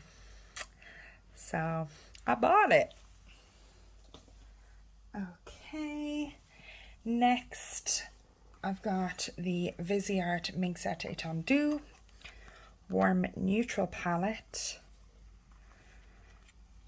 Really beautiful. These are magnetic. Actually, I'll just show you. This is how I label. So I've got Mink Set, which is the name of this palette, and then Ode to Hannah, which is the name of this shade. So I have all these pans labeled. They are still in their original position, but I can move them out of order or put them, you know, loose to travel with other shades I want or whatever, without then losing the ability to put them back perfectly the way I had them. So I really enjoy that. You might be able to tell I have never used this palette yet. I'm waiting for it to be rolled into a project pan and then I'm going to dig into it. It's beautiful. I bought it because it was half off on Beauty Bay and the Viseart formula is freaking amazing. It is so blendable. It's so easy to use. There's basically no fallout. It's phenomenal. Again, animal print, not my favorite, but I do love this color. I think that's very pretty. Ooh. This is Pat McGrath Labs Eye Ecstasy Sublime Eyeshadow Palette. And we've got this bad packaging but beautiful shades. And like this green in particular I really like.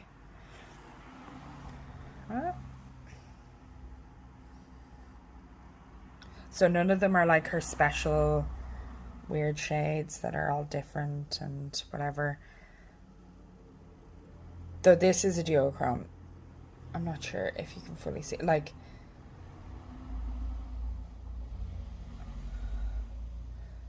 green to gold kind of thing. Let me see if a mirror will help. I can't even figure out which one it is or where it is or what's going on.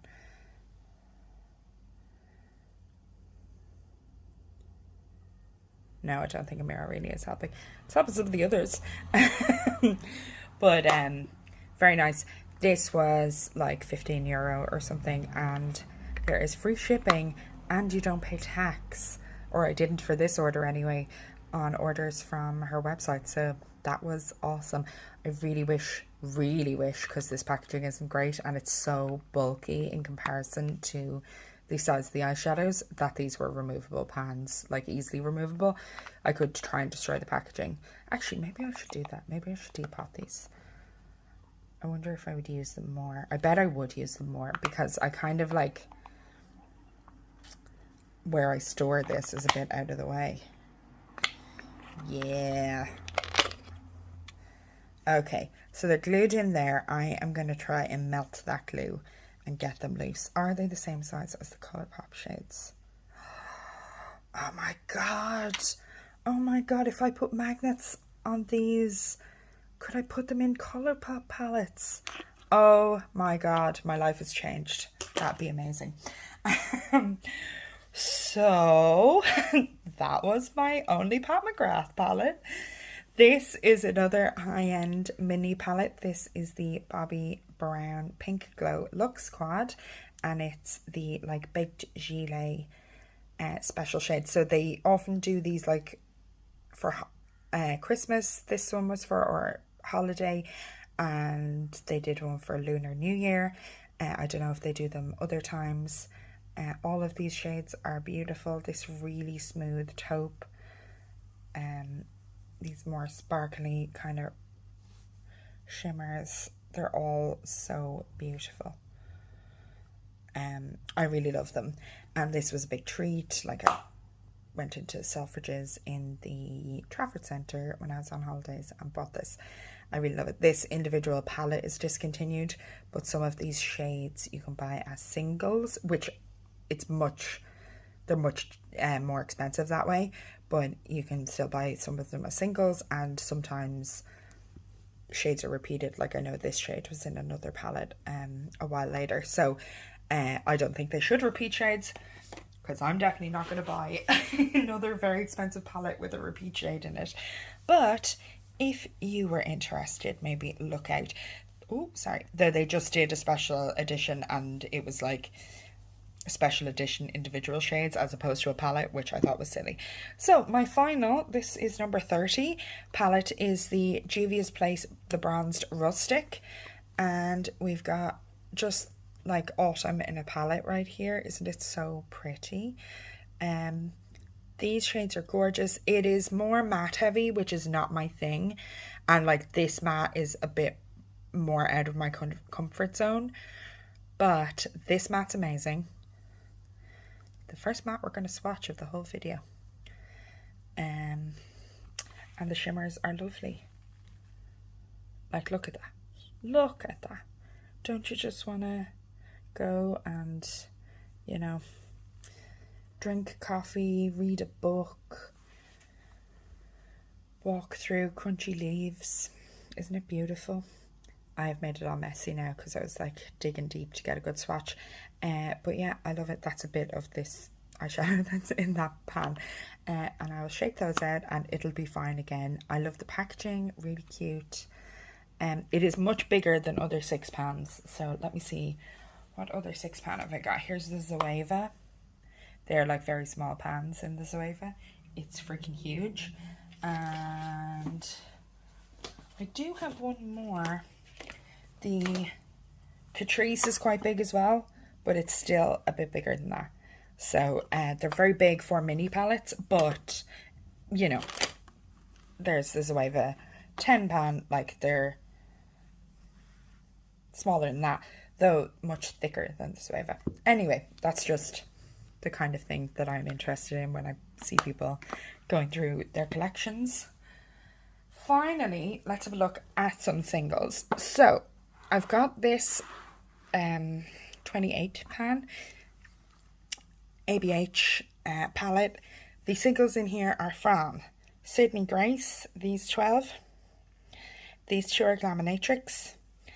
This one is Sigil, inspired by Tammy Tanuka. These 3 are the individual potted singles from the Sephora collection. They are magnetic pans that you can take out of the individual packaging. And then these 10 So these 9 here and this one in the top row are Glam Shop Poland singles. I'm not going to swatch all of these. We've got a lot of different formulae here. This is like a hollow shade from Glam Shop Poland. They are flaky, so I'm just trying to like press down so it doesn't leave the pan. If it would focus, there we go. So that's something very special. So like these, a lot of these are, special shades. Some of them are more typical, like the mattes obviously, and some of the shimmers are fairly standard. This Glaminatrix single in, I think, Candy Egg is so pretty. I used this when I was doing Barbie things, going to see the film. I wore a different Juvia's Place palette, but for a Barbie themed party I went to, I wore this.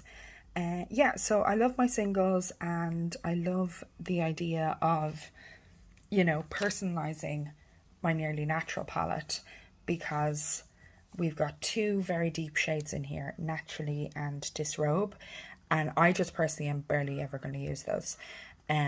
So knowing that I could take those out, and I have labeled all of these with my Dymo Lettratag label maker, and put in 2 of these that suit me better, suit my needs better, that's amazing. Or for example, when I was traveling recently, I was going to a Barbie themed birthday party, so I brought these. Okay, so I ran out of memory. There's now a wash on, there's a car beeping outside, it's a whole thing. So these are the singles that I chose to pack, and I love them. They're so beautiful. But then I realized that some of the blushes I talked about earlier were magnetic, in magnetic pans. So I got this magnetic palette, and I wanted to bring this magnetic palette as well. However, back at the house, I have one of these palettes full of singles that I chose not to bring. These guys just wouldn't fit. So here I've got a Nabla shade, Snowberry, maybe? No, Millennium.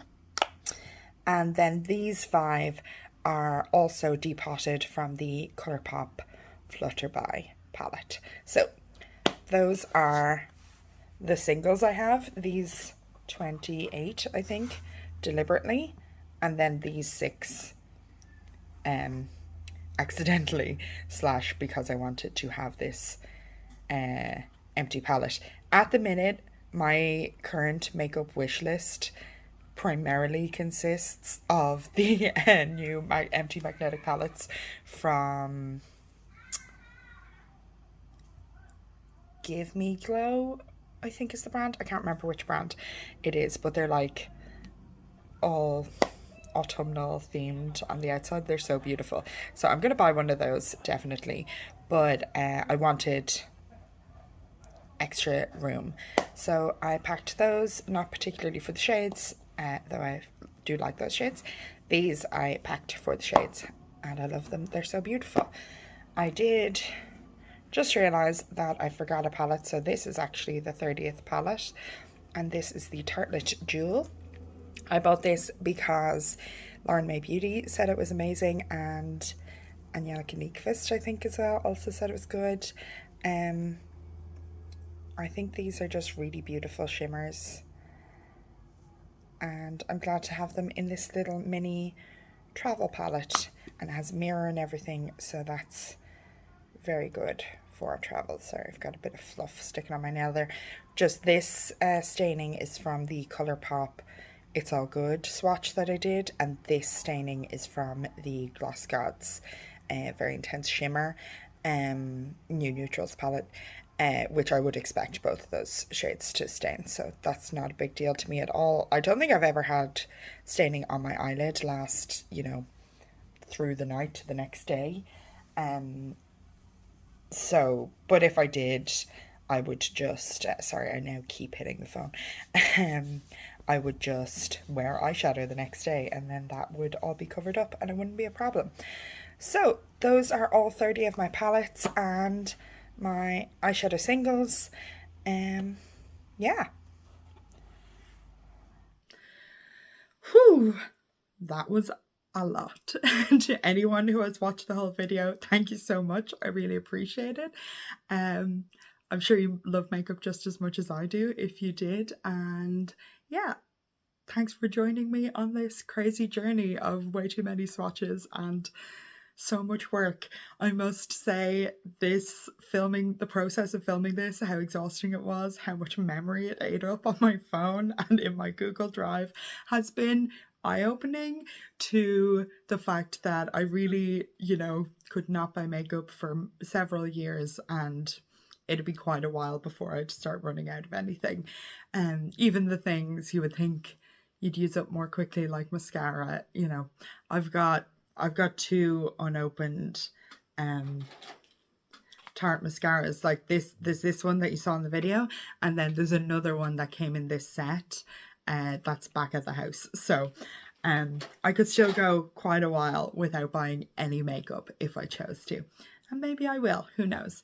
Thank you so much for watching. I really appreciate it. And give the video a thumbs up and subscribe if you'd like to see more of this collection. If there is anything you're interested in, more particular comparisons between anything I've got, if you want to hear more about anything that I've got, I'd be very happy to film any other video ideas that you've got now that you've seen my collection.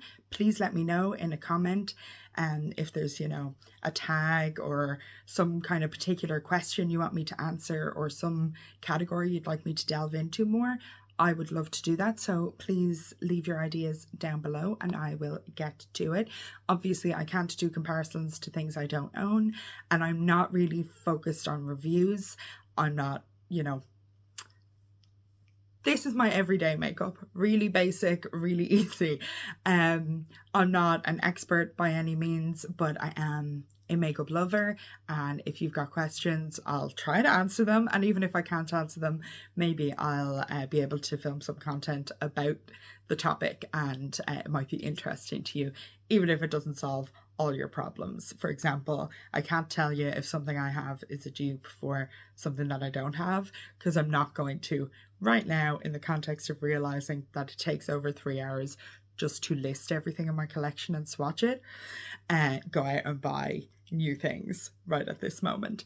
But I would love to hear anything you want to know more about. Let me know down below. Other than that, thank you so much for watching, and I will see you in the next much shorter video. Bye!